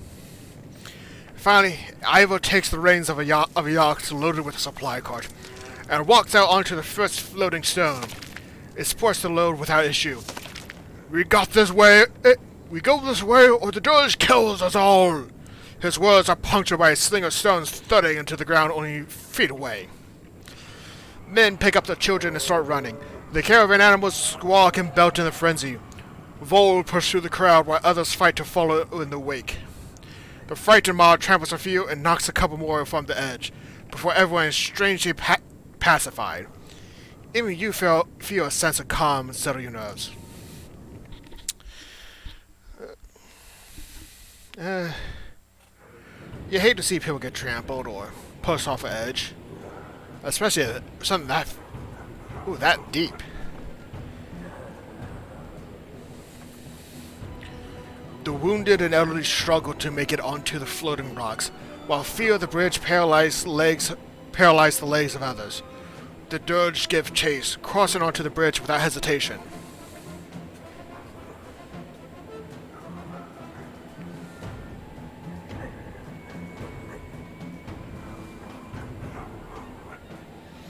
Charging the Dirge, it sounds complete suicide with this ghost bridge, especially the fact that we're trying to run away from them. But as Vol to carry those struggling. A wrinkled Vol near you spits and shouts, "We're not your beast of burden, human! Carry them yourself!" Suddenly, Horkin knocks over a supply cart, spilling its contents into the chasm. He silently scoops up the slowest clansmen, places them in the cart. Ivo joins him, knocking back any Dirge who get close. The cart is soon moving with only Dirge left behind in the caravan's wake. You watch as the floating stones nearest the land tremble and drop back into the chasm, taking all standing there with them. The sight is terrifying, but you turn and urge others to keep moving forward.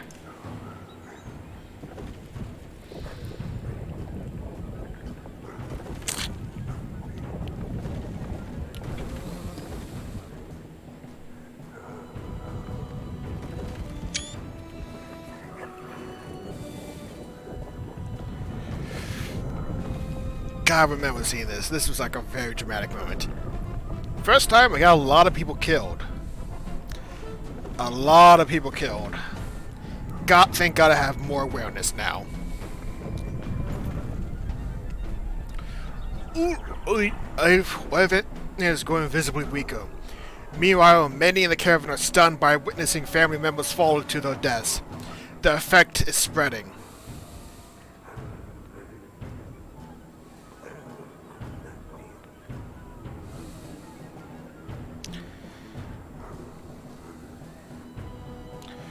Run to the back, push people forward. It's risky, but your footing is precarious as you reach the collapsing rear of the bridge. You physically push men, women, and children forward. Others follow your lead. It doesn't keep everyone falling, but it helps.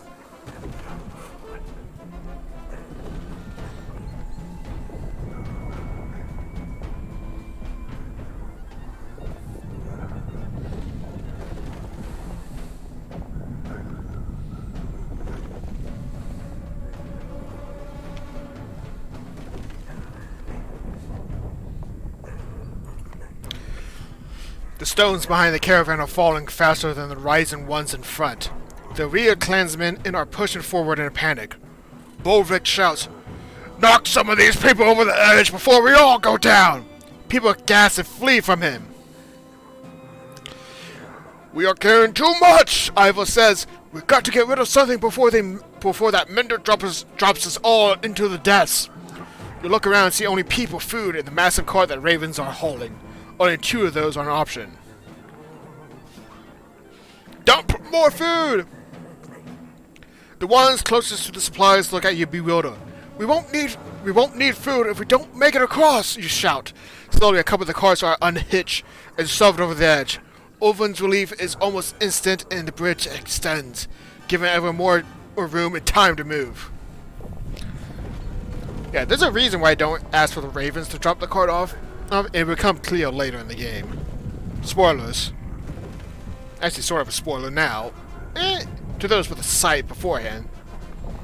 But this game has been out for years. This edition, so it's like you can't blame me for the spoilers.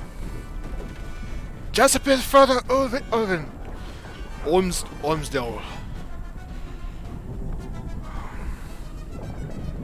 A hallowed remain of its former self, that is for certain. It's a miracle the city survived at all. Ulvin's scream chills you as it echoes off the cliff a mere 100 yards away. Again, the bridge shakes, but stays together. When Juno looks at you, her lips are trembling. "This is killing him," she says, "and I won't let that happen." Her tone is dark and cold. Dump the rest of the supply. "Thank you. We'll replace them in Ormsdale," says Juno before returning to Ulvin's side. The supplies are dumped and the caravan moves forward. If you have one person who's keeping this bridge up, abandon the damn supplies! Ice.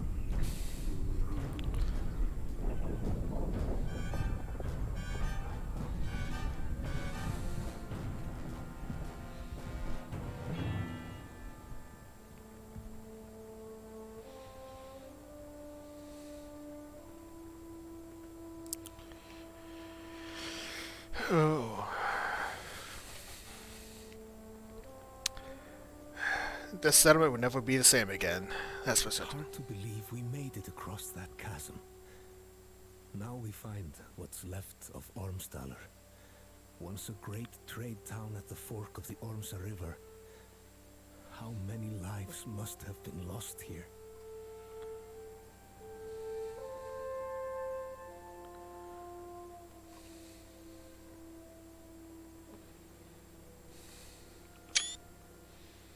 It's really something to take in, that's for certain. From the massive old to the youngest human children, everyone is sad from crossing the chasm. Tents are loosely strung up and gear is thrown on the ground as everyone falls asleep. You manage to post a few guards out of habit before sinking down against a cart, wrapping your cloak around you and closing your eyes. Your chest aches as if from a wisp sting. Feeling around for the cause of it, you look down between your leathery gray fingers, running over a redstone breastplate. Gasping, you open your eyes to find your cloak still wrapped around you. No stone armor underneath. The caravan is still asleep, storing more prevalent than usual. You are able to drift off for a bit more rest before facing the task of a new day.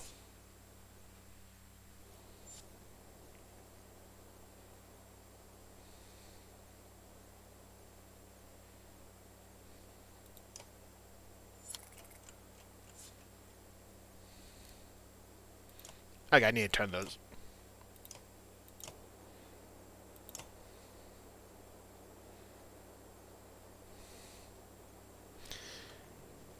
Well, it's not gonna let me turn off that damn notification, but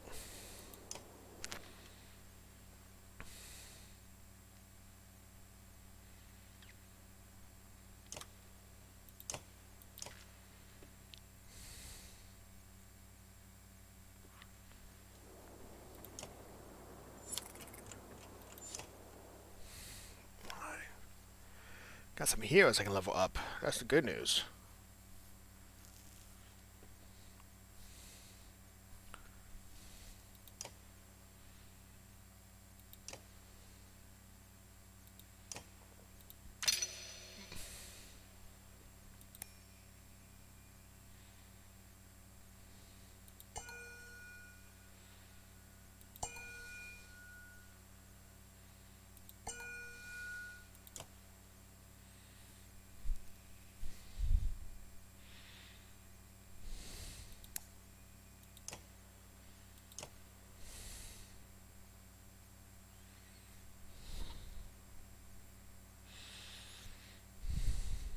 Who to level up and who to keep.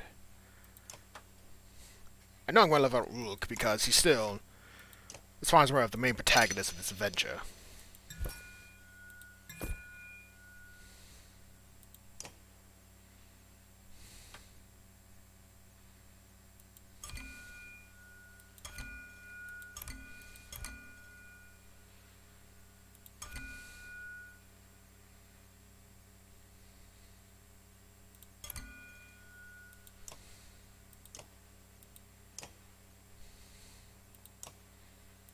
don't think I can level up anyone else right now. No, I need 2 more renown, and I don't have that. Maybe for a level 3 character.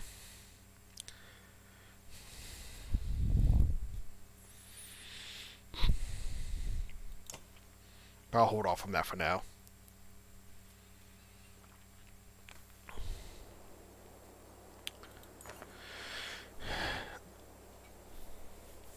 That'll let someone like me check out that place, Ica says, grabbing your arm. Searching for what was left in the ruins on that side of a cliff. Gonna be dangerous. Though he joined you around Falterville, you've never been sure of his motivations.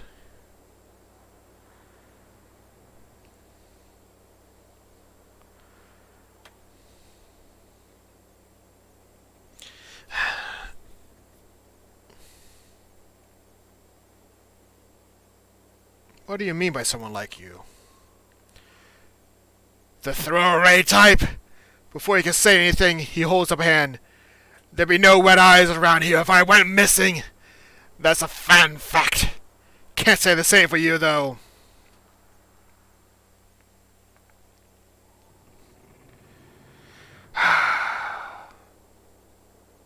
God damn. He comes off crazy, but God, when you learn more about Echo's story, I just get pity for him.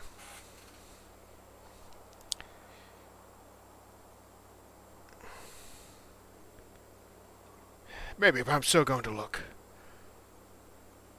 I doubt a helmet will help that hard head of yours, he says, but steps aside to start making your way across the broken bones of former trade town.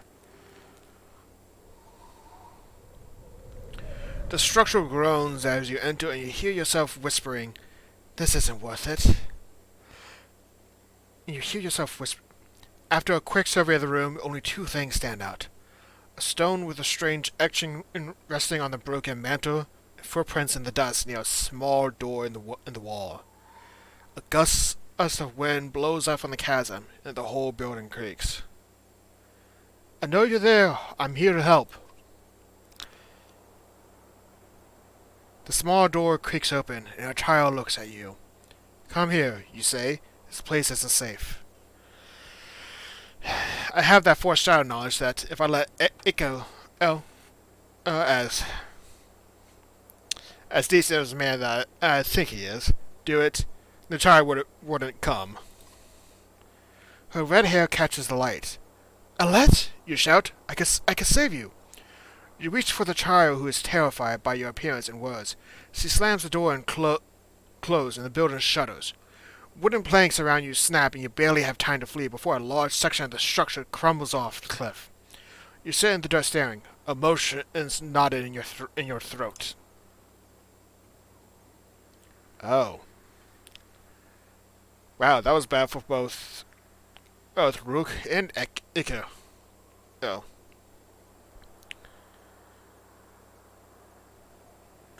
Echo has that resentment of people fear of him.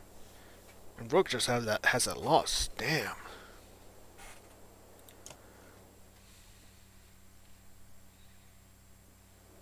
I will stand stoically by Evan's pallet, watching the Mender's breathing. It took a lot out of him. Out of everyone. No doubt. A lot of families lost members out there.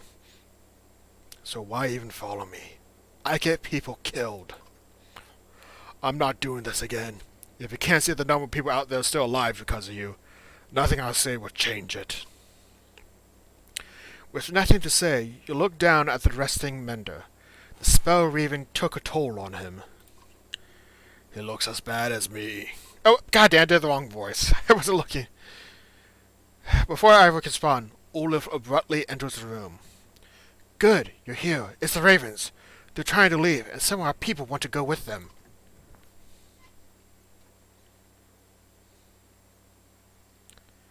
What? Why? We nearly went over a waterfall in ships and lost a lot of people following some Valkyr across the floating in rocks. I'm not saying any of that is your fault, but people are scared. If they made up their minds to go, you'll leave whenever you're not looking. And the Ravens have been hoarding supplies this whole time, and they're trying to take off with them. Juno and Harkin are trying to talk sense to Bolvik, so it's desperate. As you make your way to the door, you turn to look at Ivor. Another wall isn't going to help that situation. I'll stay here with the mender. Now stand down, or you'll be missing more than your horns. Stand down, you son of a yacht!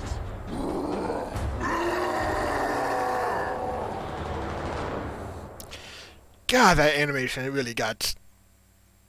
I know they don't do it that often, but damn, they really know how to make a scene. Just get a little chill from that. I can't calm it. His fury.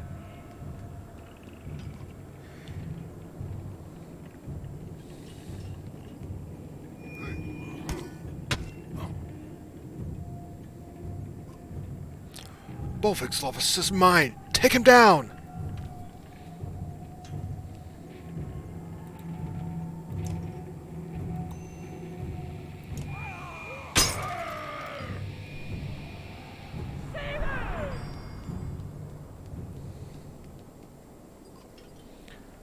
This will get his attention.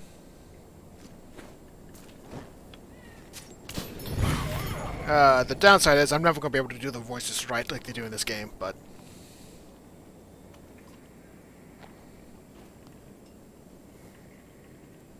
I'm still going to try and give them a voice. At least until I start hearing more talking from them. Hopefully not too much at third game. The clansmen chatter as Juno converses with the dazed Bolvik quietly. Harkin grabs her attention.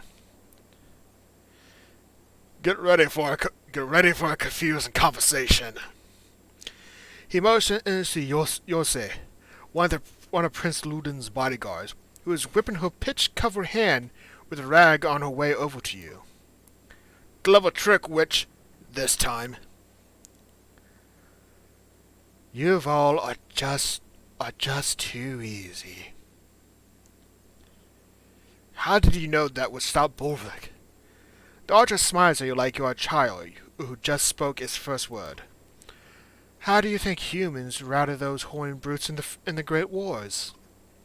Harkin's face loses all humor, and Yosu laughs. If I can be of any help, Rook, just ask. He smiles and nods to you before returning to Prince Ludin's tent. Strange, that one. Stranger than Bolvik, being as tough as a damn Sunda. I should have mentioned he's a berserk. Probably the last of his kind after Enotolf. The Vol King laughs at your blank look. Berserks lose themselves in the fight. They're as strong as cold bears, and it's just as wild. Hard to say if they're friend or foe in a fight. So Amenda's magic matches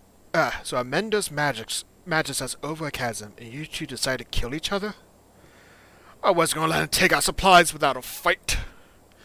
Caught him trying to take off with the supplies he's tucked away. Couldn't let it happen. A cool angle glistens in Harkin's eyes when he looks at Bolvik.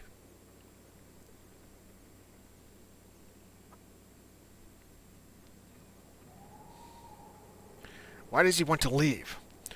Says it's been bad luck ever since arriving in Borsgard. I can't say I blame him for that. The two of you actually laughed for a moment. I bet his main reason for leaving is just to be in charge again. Run Johns and keep his ravens in line. Like most of us, he's looking for something normal to grab onto. Whatever his reason, I hate that some of ours are going with him. We've done what we can for them.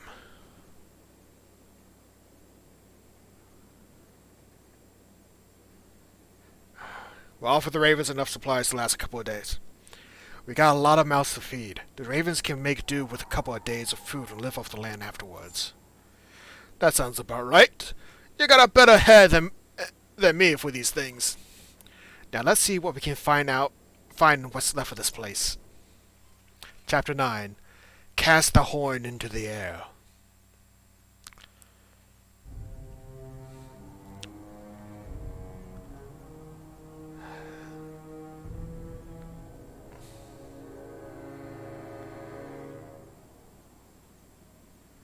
As we now follow Bolvik.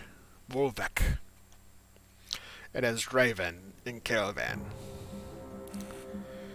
You glare at the clansmen and Vol settle among the ruins of Omsodale, and feel the rumbling growl in your chest. Everyone will be ready to leave as soon as you start walking north. I won't fall for that stupid file trick again. Volka ignores her comment. The new members from the other caravan will probably need a beating or two. Think it was stupid of me to challenge Hawken. Not really, not my place to say. So when has that stopped you? The shield maiden grins. We could at least wait to hear the plans first, then decide it.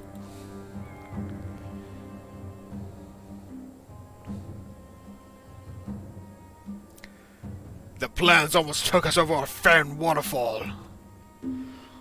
That waterfall surprised us all, of course. It would be nice to be on our own again. We'll make it to Bombonda, get a job, and things get back to normal. We'll always survive.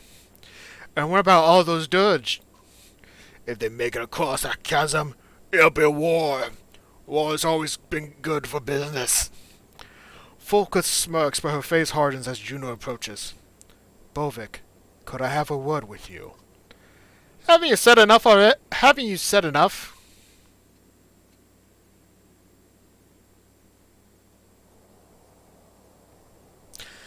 I don't feel like Bovik has anything against Juno yet.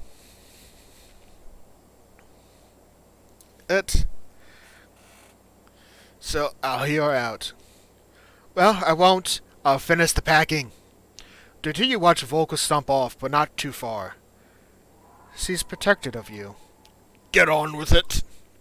I know your ravens need work. Without working corn, that banner of yours is worthless.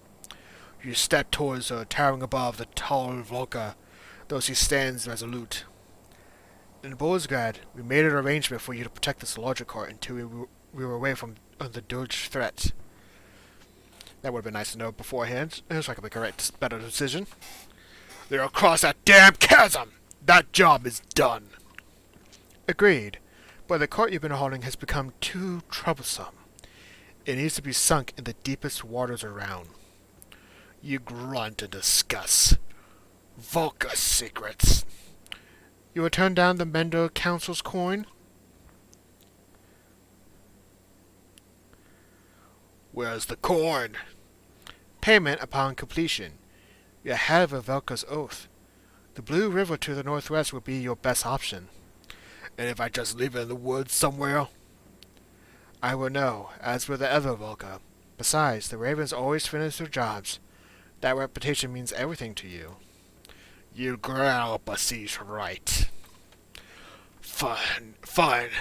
The Raven's oath will be done. Juno nods and walks away. Volker watches her leave and returns to your side. Now what? Now we have a job.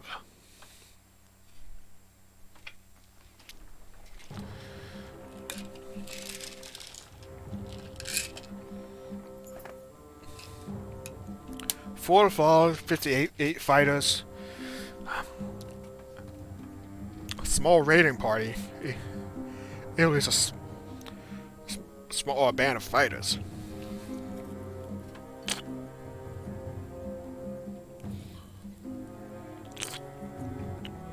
Ugh, gotta take a bit of melatonin. Stay up too late, need to make sure I get in bed for work. A scout points into the distance with a smile on his face. Walking in that direction, you begin to hear the strangest bickering between two Vol. Now you're done it, jerk, says one Vol with a large shield and spear. You kept on until others heard and came nosing about. The other Vol glances away, nods politely, and walks toward you while shouldering his axe. Don't mind my brother, Nook. He's a warrior. Nook steps closer and shoves the other Vol with his shield. Duke, Vol don't have brothers. It's warrior.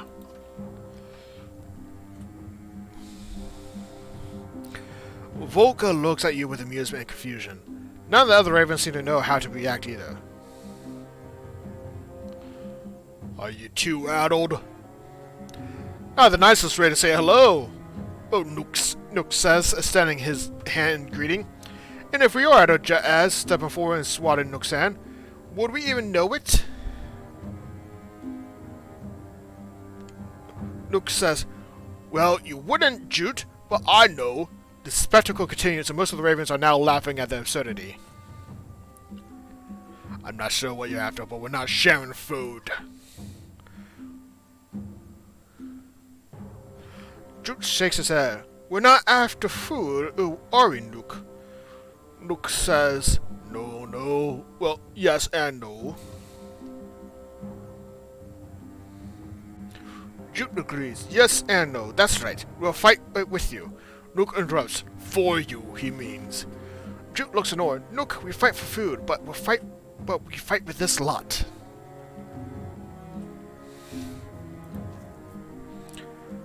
Nook says, but Jute slaps his hand over his brother's mouth. Several mercenaries snore, trying to hold back laughter. The two voles smile like fools and fall in line. I got no reason to be against it, to be honest. And besides, Vole has Wands Morel are strong fighters, so.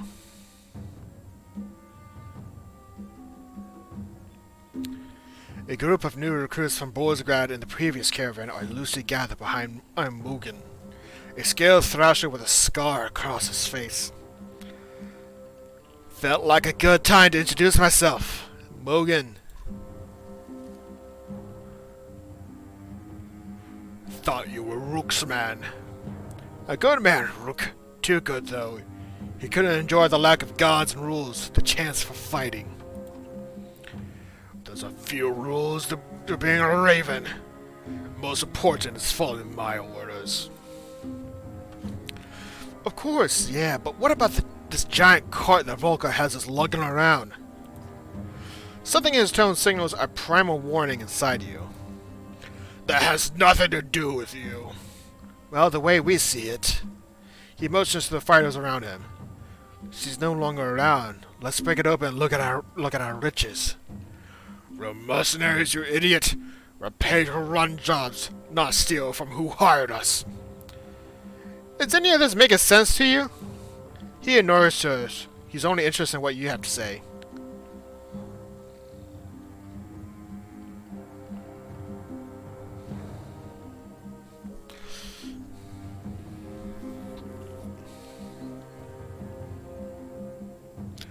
Back away, or kill you in front of your friends. Nervous glances bounce around Morgan's posse. A couple of fighters step away, followed by a few more. Pathetic, but not a bad test to see what your new recruits are made of, right? Challenge me again and you're dead. Just keep us busy in all this chaos and you won't have to worry about me again. The X-Men walks away, either brave or insane. You can use more fighters like him.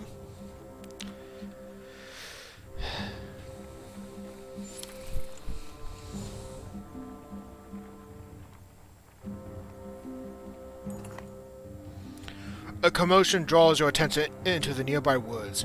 You're surprised to see a small group of dirge, some which you've never seen before. Engaging one of the new recruits. Oh wait, you're surprised to see a small. Engaging one of the new recruits from Borzgrad. How did these Fenslags get here? Oh, how did these Fenslags get here, you ask? Though no one has an answer. The tattooed fighter is noticeably drunk, but he lobs two black axes in quick succession at an approaching scourge. The axe finds the mark shining stone armor. I'm gonna help him fight because I love this character. Go draw your axes and rush in, surprising all the combatants.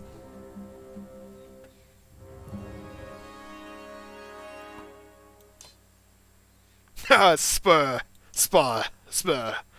This is the character I like. Has a special ability to insult enemies to make them lose their turn.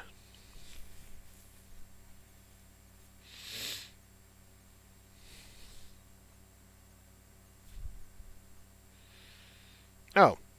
Keep in mind that any persistent effects started by the target will remain until the target's next turn. And even the most powerful enemy will become as harmless as a mouse.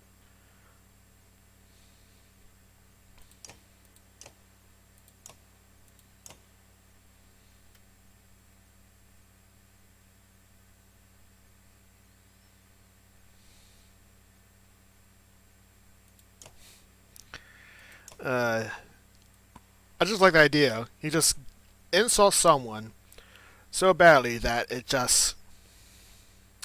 Oh wait, Ludens Vol joins us?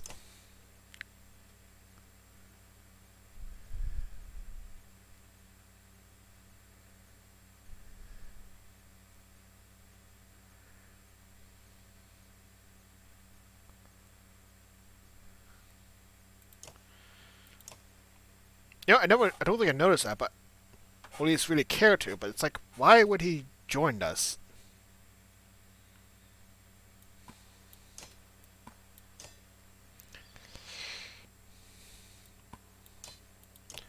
Now, Uli, yeah, Axel, I know he has. The character lobs an axe has his target up to 4 tiles away, dealing normal strength damage if it hits. The character continues to throw until he's deflected or the target is dead. The first throw has a base chance to hit, regardless of the target's armor, and each successive throw drops odds and chance to hit by 10%, but will never get below 20%. Take heed, Axe Storm's chance to hit cannot be modified by any item. Oh yeah. I like that he has that Rook's flexibility to be melee and range, but yeah, the Axe Storm...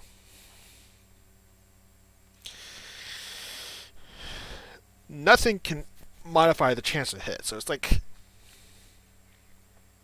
maybe a good starter ability to just soften up enemies. That's the best I can see. Yeah, he has a low break, so he's not gonna be helpful in there.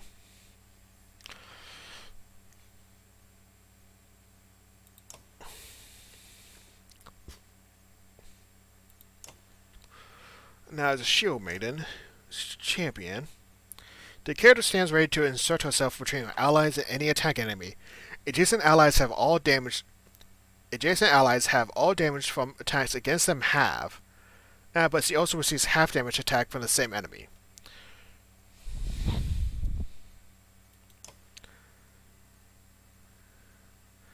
The character's shield absorbs all strength damage until it is destroyed. So that doesn't mean like all armor is destroyed? I'm going to assume that's what it means. Yes, he has high armor. Oh yes, he's definitely a tank, that's for certain.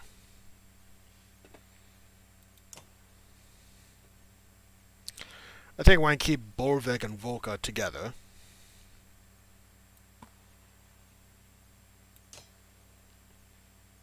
Spur at least make second, because if I need to... Nah. Bolvik I like because he's definitely good for area effect. Hunt down the weakest of his opponents and draw himself into a greater renown with additional turn for every kill. As long as he has willpower and continues to kill targets, Bolvik can continue to use this ability each turn, cutting a swath through the enemy battlefield. The Berserker first attacks armor or strength as directed, then does strength damage against a random adjacent target, friend or foe. Because the second attack strikes a random target, care must be taken around allies, but if only a single target is in range, the target will always receive both attacks, guarantee a double strike. So good for keeping... for throwing him in the center of a fight.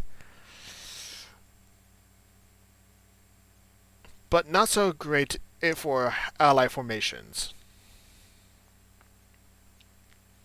So that's going to be troublesome. I know Sigjourn only just has an AoE. But I find the prep for that to be more consuming than it's worth.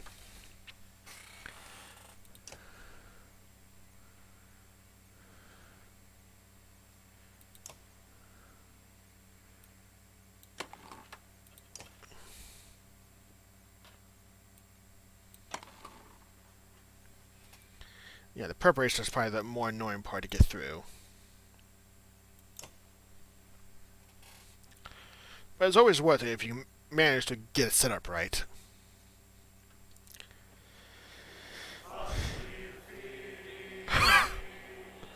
Uh, the chanting. I forgot about that.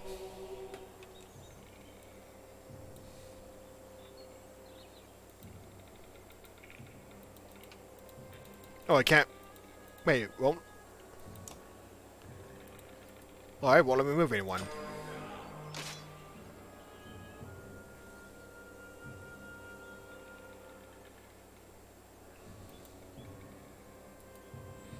One, two, three. Alright.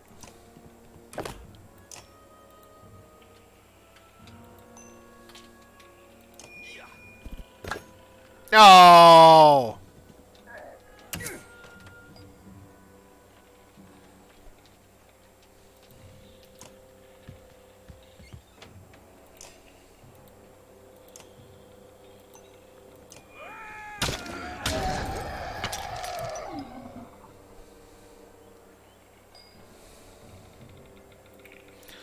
Slab hurler. Distraught. Runs away from the attacker. Other hurlers retaliate immediately. Alright. Concuss. Knocks the target back up to 5 tiles and concusses, giving the target 20% chance to miss their next turn. Alright, so pretty much... Ooh, they really make that in a situation where you don't want to attack them first, but at the same time you do.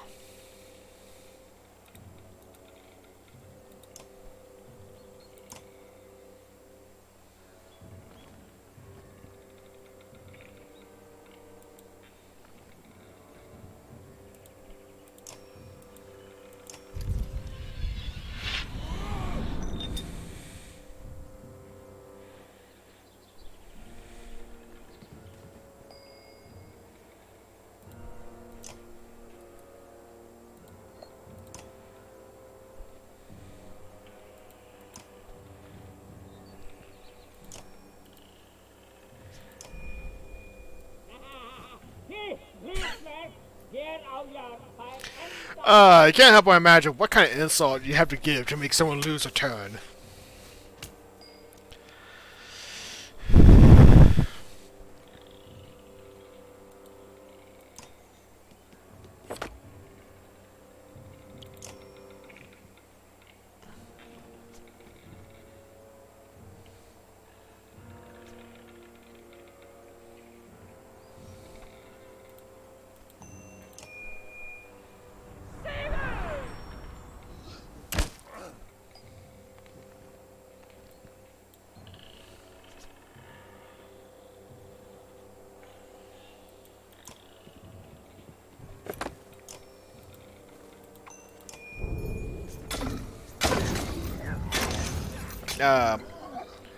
Certainly the Thrasher is one of my favorite units. What's this shear symbol? Oh, that probably means he's protected right now.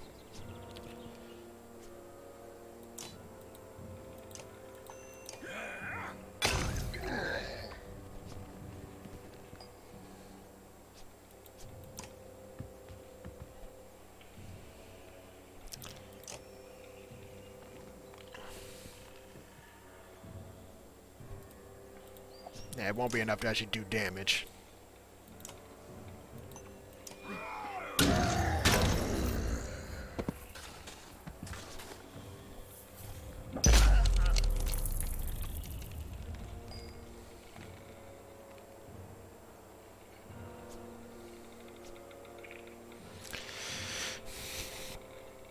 Now that's right, the turn order gets messed up as you kill enemies along the way.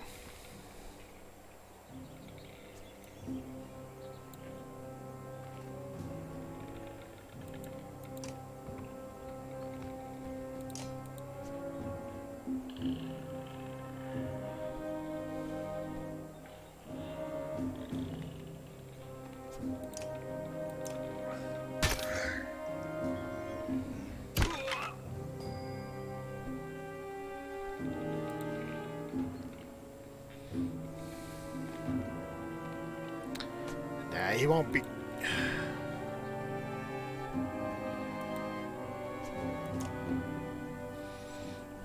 I don't think a turn delay will be enough for him. This guy's gonna die soon, so...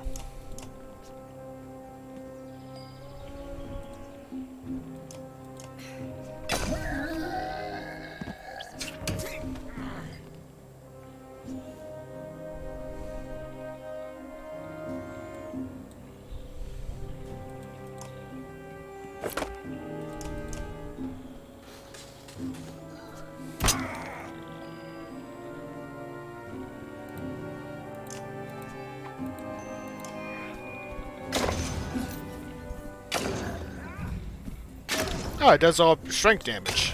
That's actually quite handy.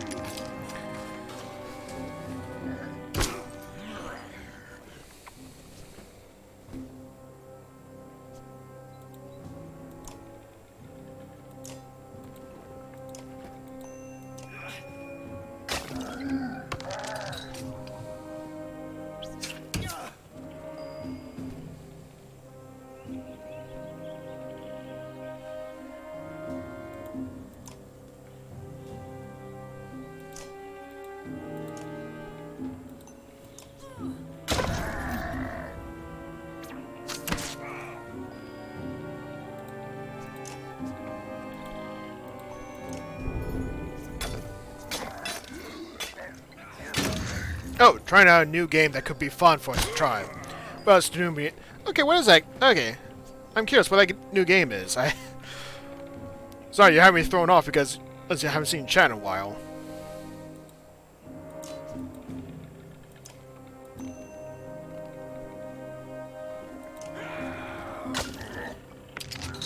You got me curious what that new game could be.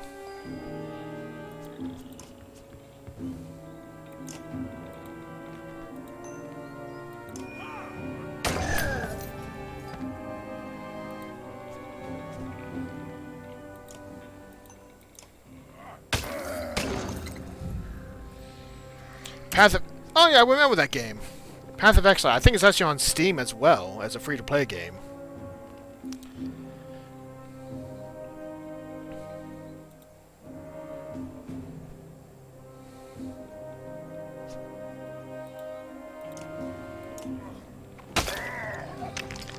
I know I played it a little bit before, just never got too deep into it.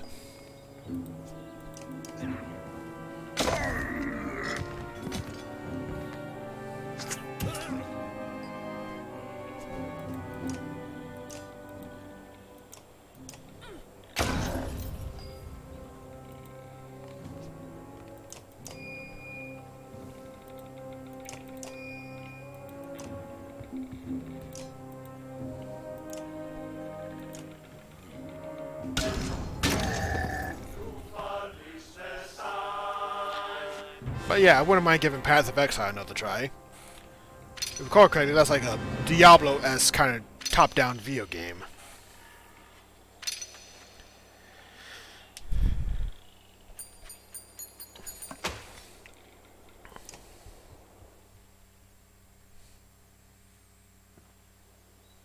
Recovering his axes, the mercenary gives you a lazy grin. That was... Well, I appreciate the help. Need a drink? Ole extends a small flask that smells of potent spices and wood smoke. You wave it off. Where you learn to throw like that? Done myself. Too many close calls to face. Seems to soften people up a bit. When I do it right. Then do it again. Do it right. Oh, my do it right. Ugh, God. Name's Ollie. If you were interested. Grew up in Boers. You walk off, but give Falca a quick look. Let her know you're impressed by Ole's throwing. I'm impressed by him as well.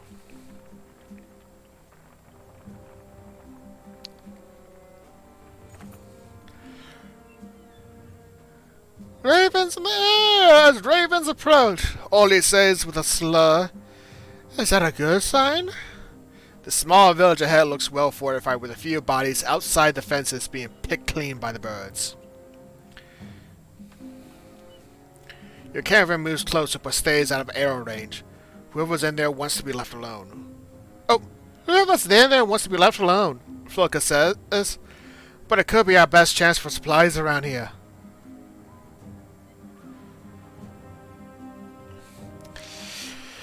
I think with that note that their arrow range, we're best to split an attack.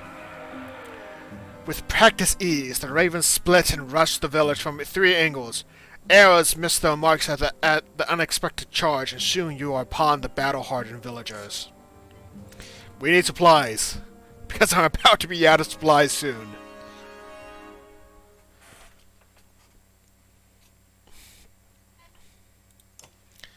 And I don't have enough renown to promote. But yeah, Path of Exile, I think that would be a game I'd be willing to try again.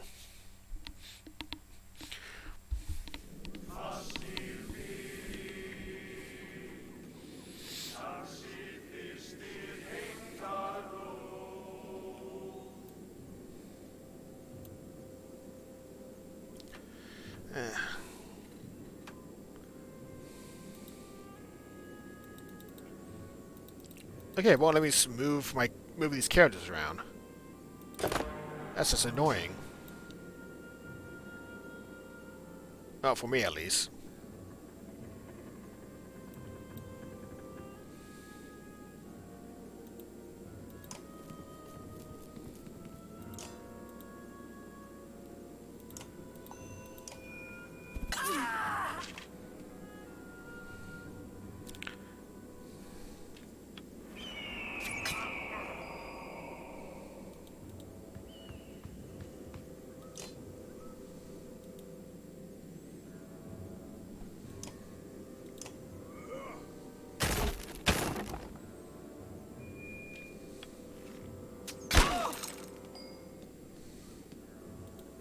Yeah, I don't think yet. Oh yeah, I don't mind whenever we start. Alright, I figure we move from Star Wars once in a while, get bored from it, or something else happens.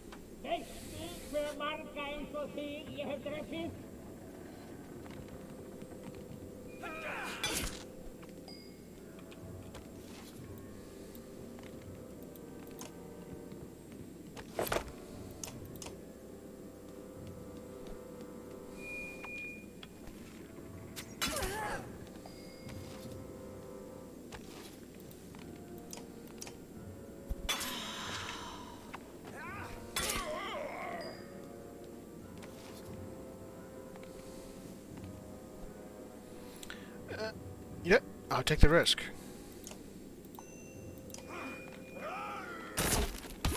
No, it was worth it.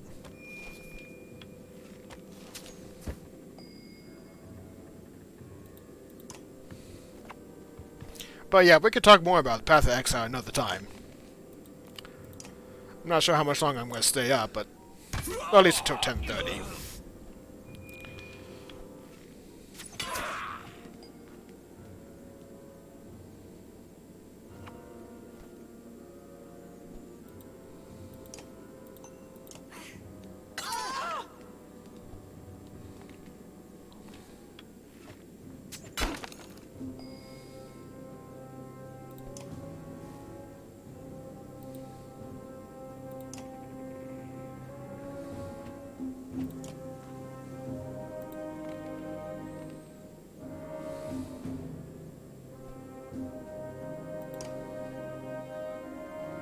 Sucks that Spur's not much of a help right now. I could delay the archers, that's for certain, but doesn't do me too many favors right now.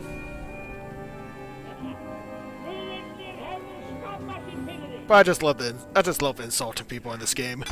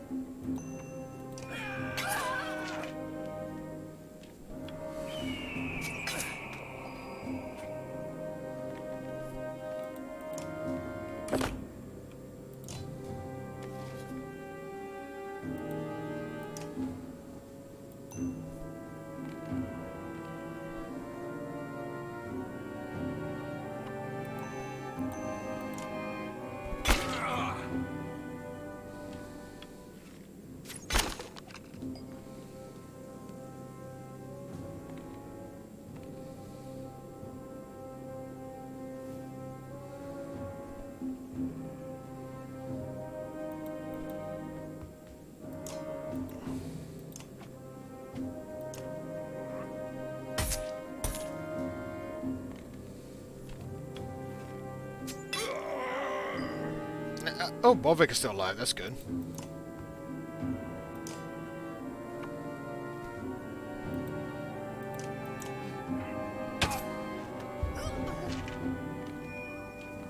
And he's down.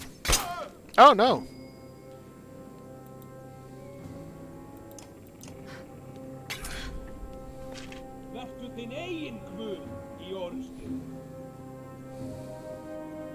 Now he's down. Okay, no he's not. Game, you gotta stop tricking me like that.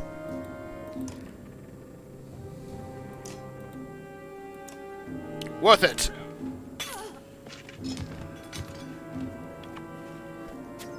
Okay, now I was suspecting that. No.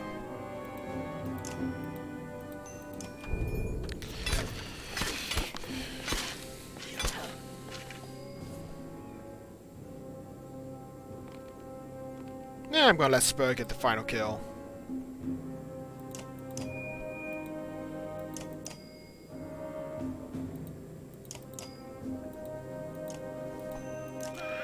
At least that was my hope.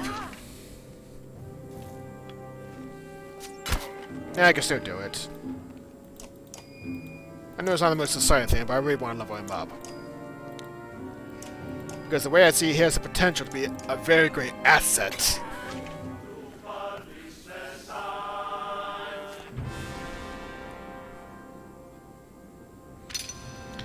But yeah, Bolvik was probably not a good choice if I knew what the map was going to be like.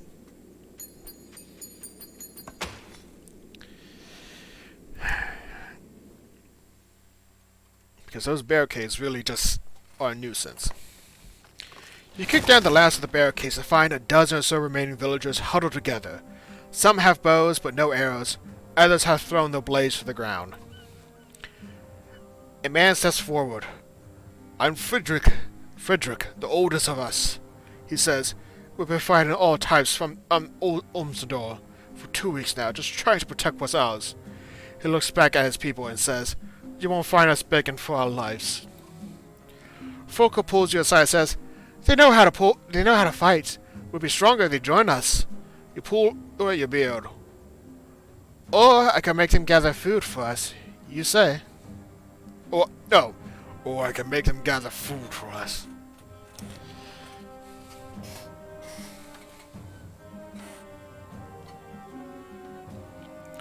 You got this one chance to join the Ravens. Frederick pauses only a moment to consider your offer. I doubt you'll leave us with much to defend if we had said no. We got no choice but to fight at your side. You grunt your approval to Folik as he takes over introductions. Fighters are fighters. That, and we're still taking some of the supplies. Spur, an old wanderer who joined the Ravens over half a century ago, points at the tents on the edge of the village. Looks like the merchants are still here. Maybe they oh no, that fierce. Looks like the merchants are still here. Maybe they were being forced to stick around. Oh god, I feel like that's like I'm getting to the point where it's like it sounds right. I think it's like to that Jamaican accent, the stereotype one. Looks like the merchants are still here. Maybe they were being forced to stick around. Ah, that's probably as best I'm gonna get.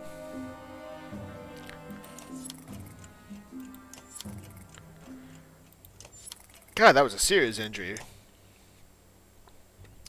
Miniature carpet. I don't know when I would have gotten 20 renown.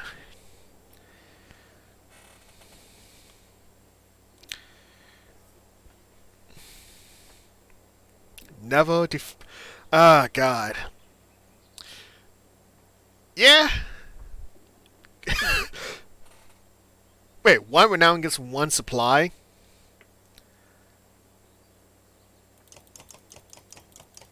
Alright, it's not like I have a lot of people with me right now, so it's not a big deal.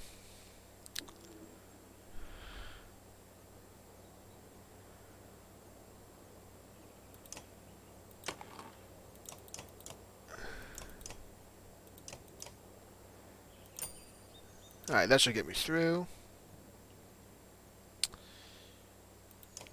I don't think I can level up anyone, but I can at least pass item. Well, give Spur the item.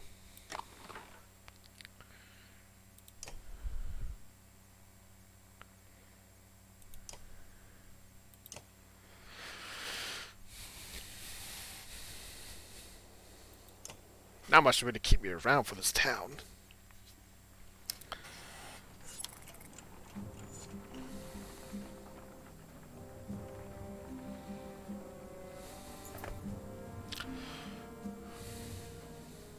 Sure could use some more supplies in our cart, a raven says, tightening his belt. Kinda miss having those other folks around. They might not have been worth a damn in a fight, but they knew how to track animals and spot berries just about anywhere. Others agree.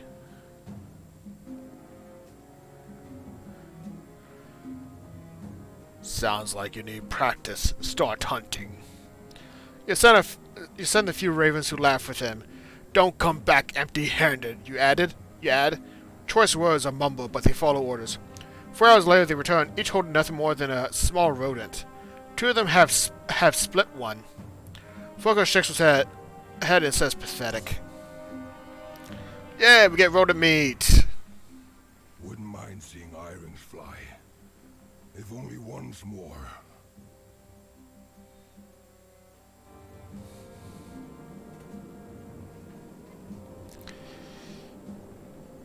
You know what? It says that there was at least 6 vol? Or was it 8 vol? I can't remember. I think it was 6. But yeah, if you look at the rear of the caravan,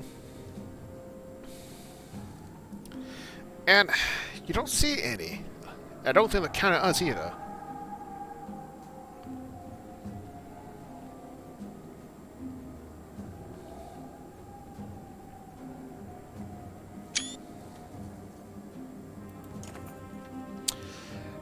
Think the ghost of this dead bird has forgiven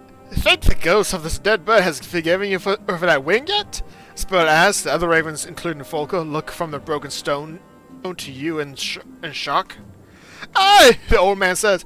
We were here nearly 30 years ago. Same spot as now. Only a dozen of us left to the unkindness then. Better man by twice than all of you. There's rumbling, but the ravens keep listening. We're running job for a man. Fifth or Finner? More like. He says, spitting into the memory. He set us out to take the fall for some of this other deal's gone bad. We got surrounded here, and this bear above all loses his mind, grabs a tree, a whole tree, and starts swinging. Spirit starts coughing but recovers. And you're gonna kill us all, but old Onyx took a hit like no other, and there you have it.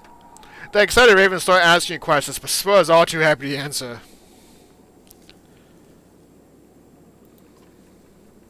Others leave you alone as you near the giant stone, placing a hand on the broken wing. And it was an accident, and you know that. Shame and rage enter you in equal parts, along with memories of Enoch's in flight. You're the one who died, leaving nothing but this rock, you say, stomping the ground.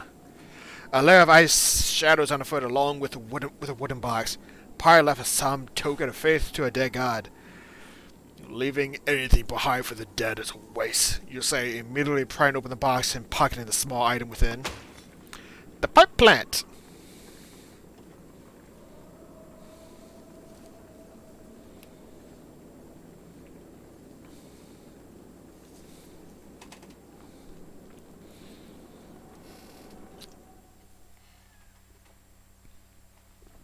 Ooh. God. I'm happy I'm done with this organic, vintage, sparkling tonic soda. Ooh. Cold creeps under close and forces the ravens to huddle together as wind rips around you. Snow begins to bulge out of the one-scale mountains in the distance, and you're forced to call for an early camp. Rising from your sleep, you begin pacing, occasionally drumming your fingers on the top of the large cart. Alright. A motion in camp draws your attention. Walking towards it, you hear groans and see Volker's shield rising and falling erratically among some furs. Humans, you snort, but the shield flips away, revealing a dirge grunt staring up at you. Stepping back, you bump into another dirge. Looking around, the entire raven camp is a swarm of stone-armored bodies, desperately reaching for you. When your axes lash out through nothing, you realize you were dreaming. An unexpected sadness swells in you. like you let everyone down. A few of your ravens are watching you, smirking, but your growl makes them look away. You decide to walk the perimeter alone while everyone else slowly awakens.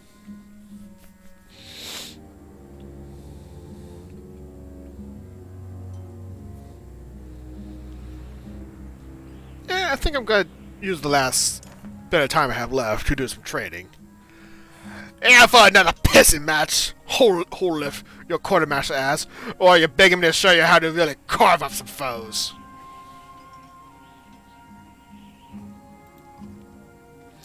Lots of neat little deadly tricks, Holif says, walking into a little large tent. Try to keep up. Yeah, berserking, we're all impressed, Holif says before spitting. But if you're losing out there in the fight and start killing your own, well then you're just a pain in the ass. So let's start with you and the Shield Maiden.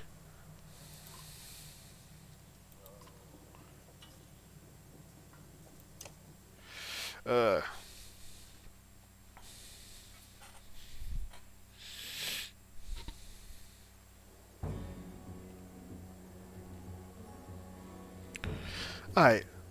Use Bolvik's Frenzy to kill 2 enemies with 1 attack. Use Champion to protect an ally if I'm attacked.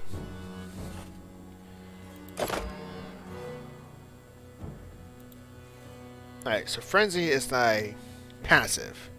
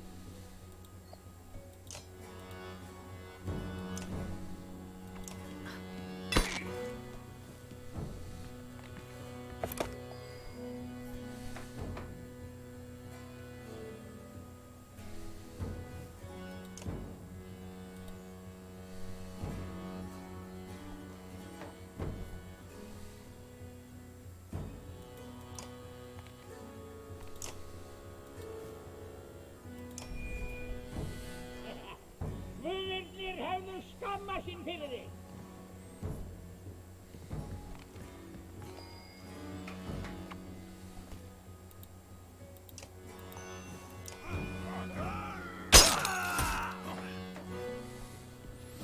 The horror part of this challenge is just setting it all up.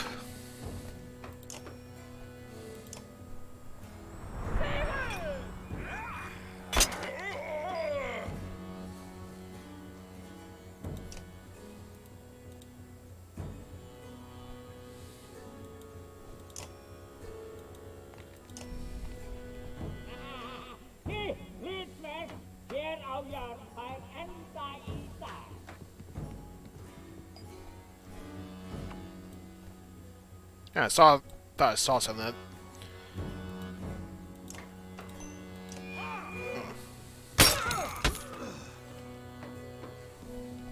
swear I thought I saw something in the upper left-hand corner.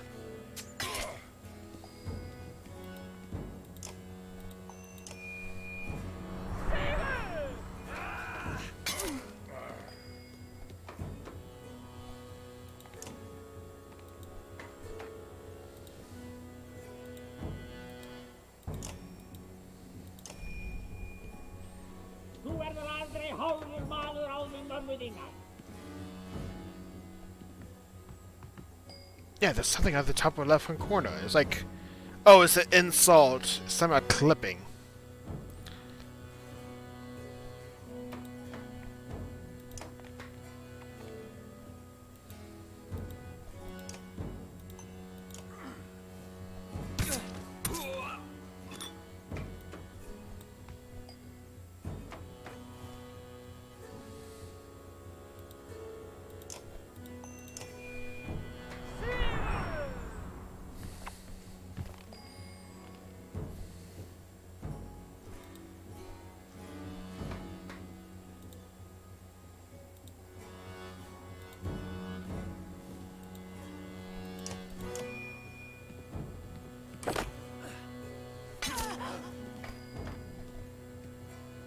God, I can't do it. Bolvik has taken too many hits. That's...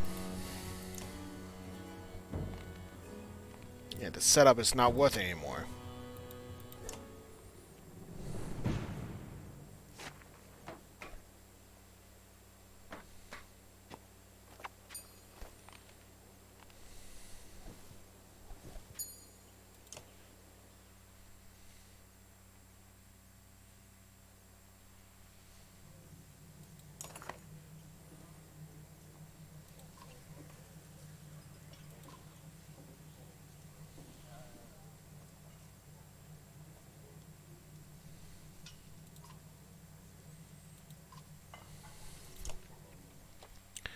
I know this is a challenge. It involves a couple of different things. And I think I need to reevaluate my strategy. Because at the moment, those raiders have good shields. Not sure why it won't let me switch up.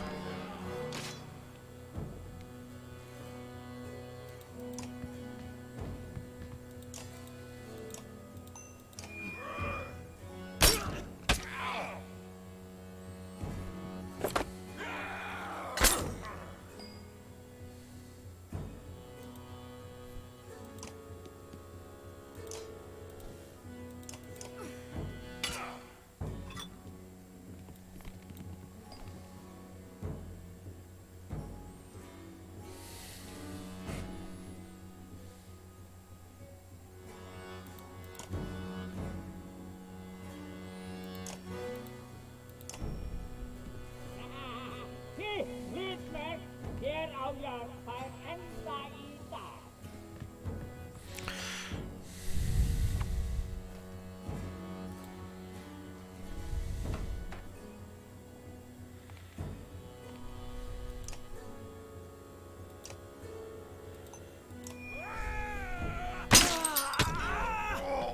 Í dag skal varin heiður ætta vorra.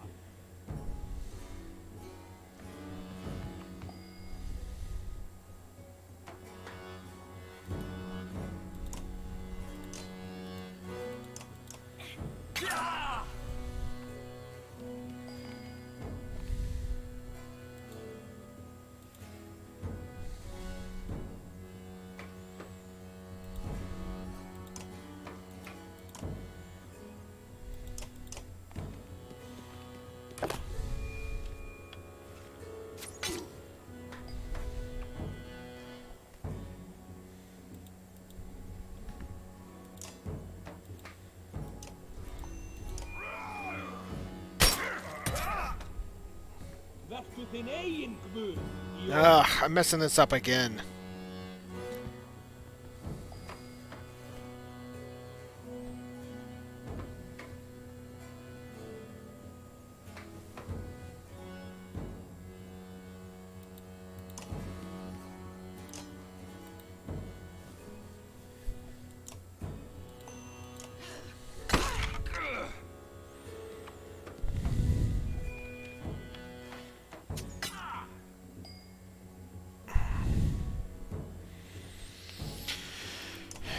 Gotta restart. This is gonna take me a couple of tries, it seems like.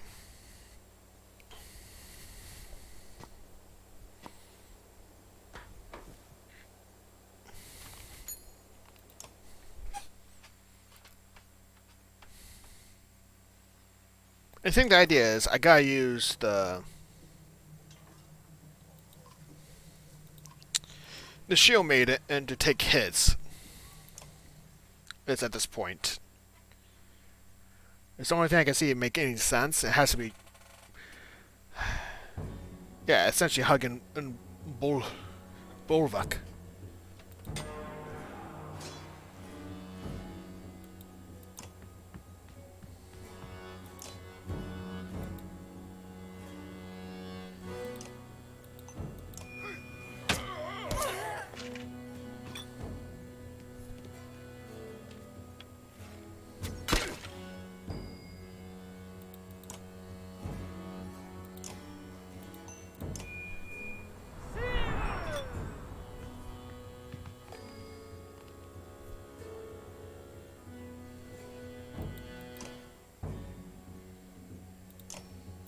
I can't insult.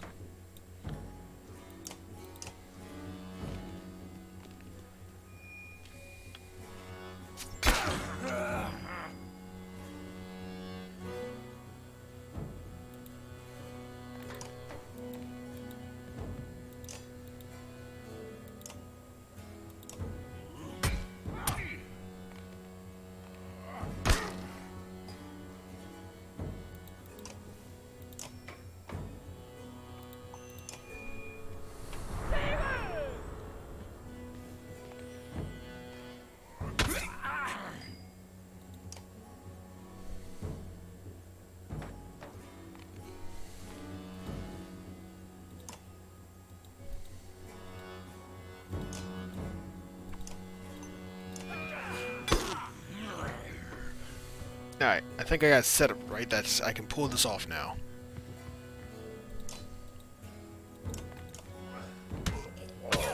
Yep, there we go. Thank God they don't require me to kill everyone for this.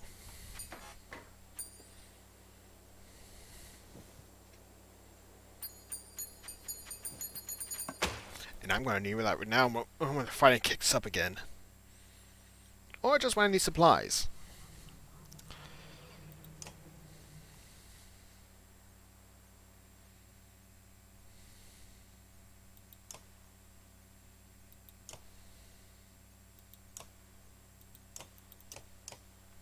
Battle Rage. The Berserker whips himself into a fury, terrifying nearby enemies and setting them in fling and disarray. Affected enemies are so shaken they suffer a penalty to the defense for 1 turn. The Berserker also counterattacks any blows from enemies brave enough to strike him. Alright, so it sounds like I got an offensive and a defensive ability. Well, one offensive and one unhybrid ability.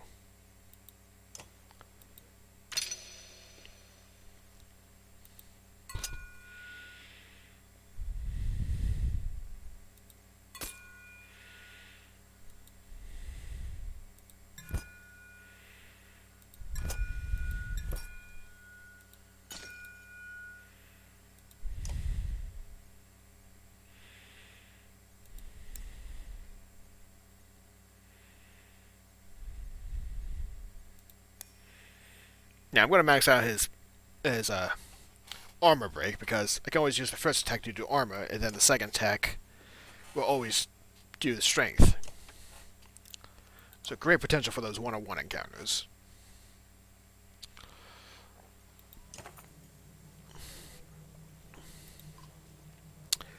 Now, let's see what he has in mind.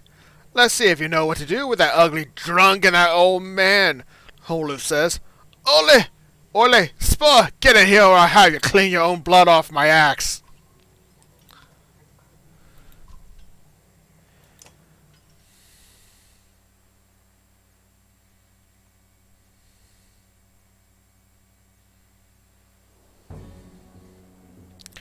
If I remember this challenge, I gotta make sure Bolvik does not take a turn. Yep, prevent Bolvik from taking a turn.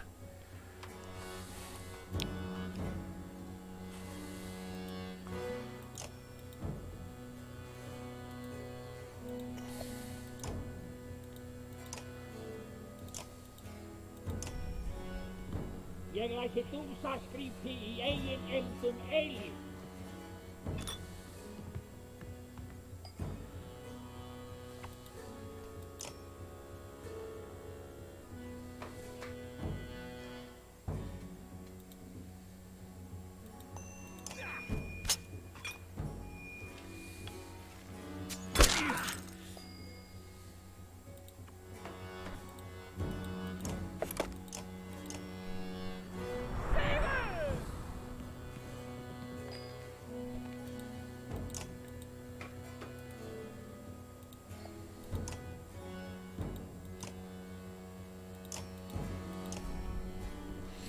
Yeah, this is a great tutorial for Spur's ability to just...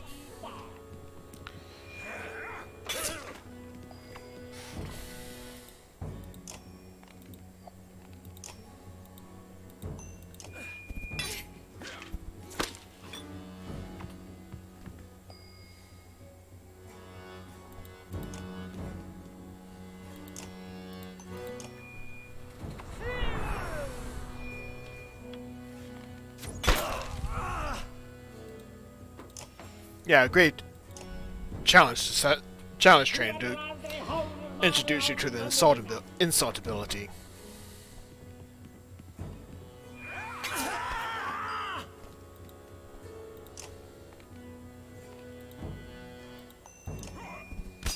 Oh, come on! That's the annoying thing about Oli's ability.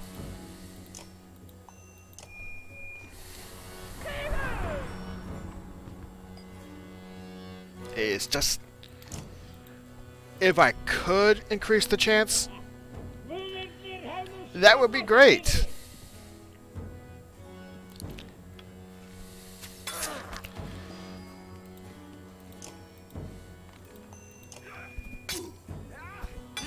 Come on! Ah!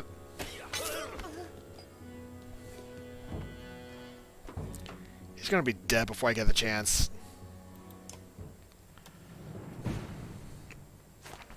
Ah. That's probably the only downside of this training. Oli's ability sounds great, but the fact that you can't increase the odds makes it one of those things you really don't want to take a chance with.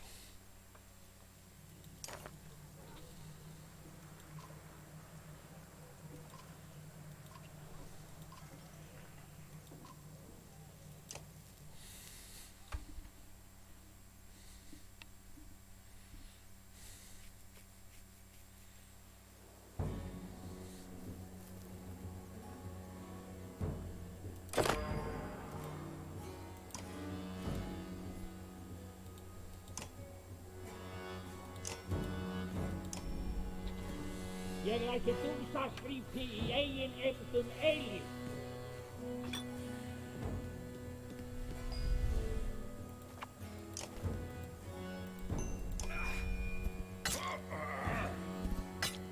Come on! Ah!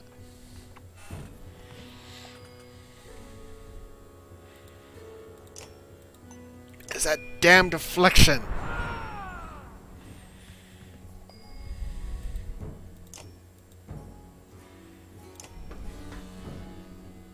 Veistu hve marga eins og þig ég hef drepið?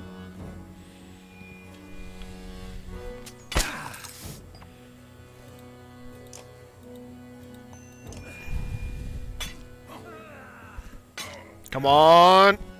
Ah!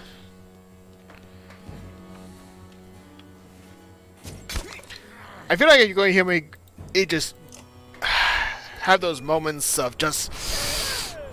I don't know what the words I'm looking for. Frustration. That's probably the closest I'm going to get. Þú verður aldrei hálfur maður án í mömmu þínar.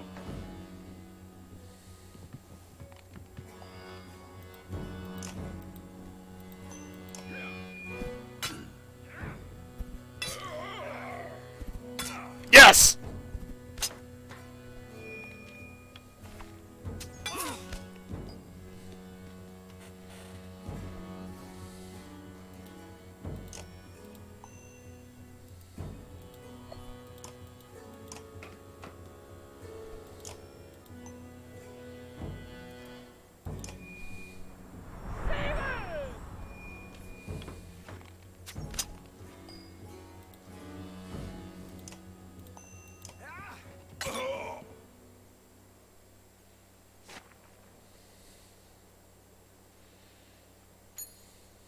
Alright, God, that was annoying as hell.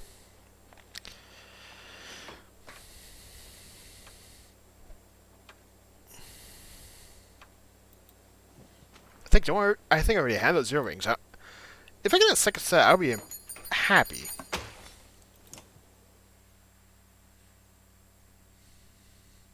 Doubt it, but...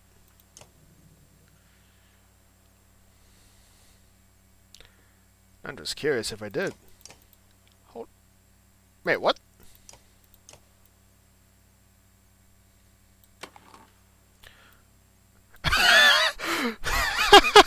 So I got two of the same item. Right now being worn by the same guy, by the same character. Who probably doesn't get stacked.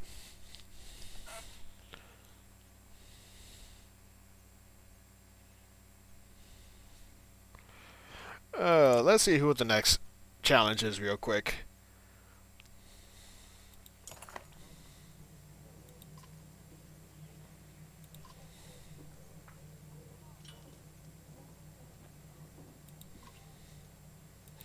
Alright, so pretty much I was just gonna level my heroes and probably call it a night. I don't want to go back to work. But, gotta keep on going somehow.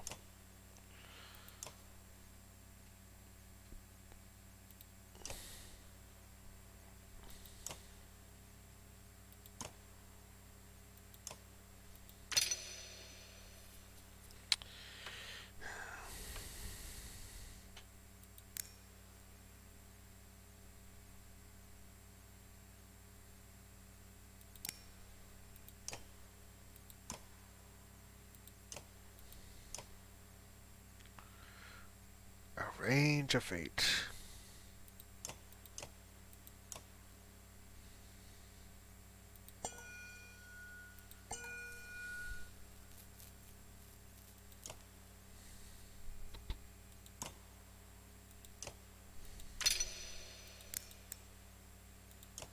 Now I invested heavily in the whole willpower, because that insult is too good to pass up.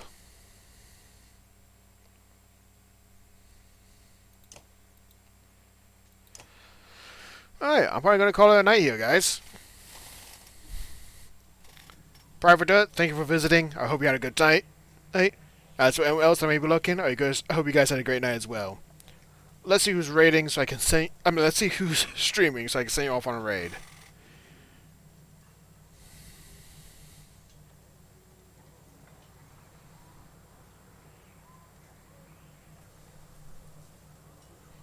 Let's see. Do I want to send you guys off with someone that I know nothing about, or some of the people that... Yeah, I'll do someone that I know that I watch.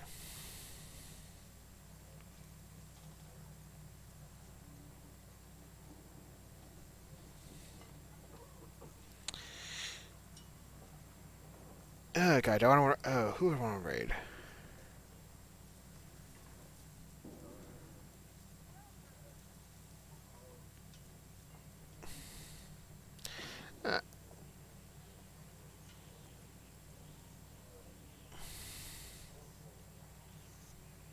I think I got someone. Alright.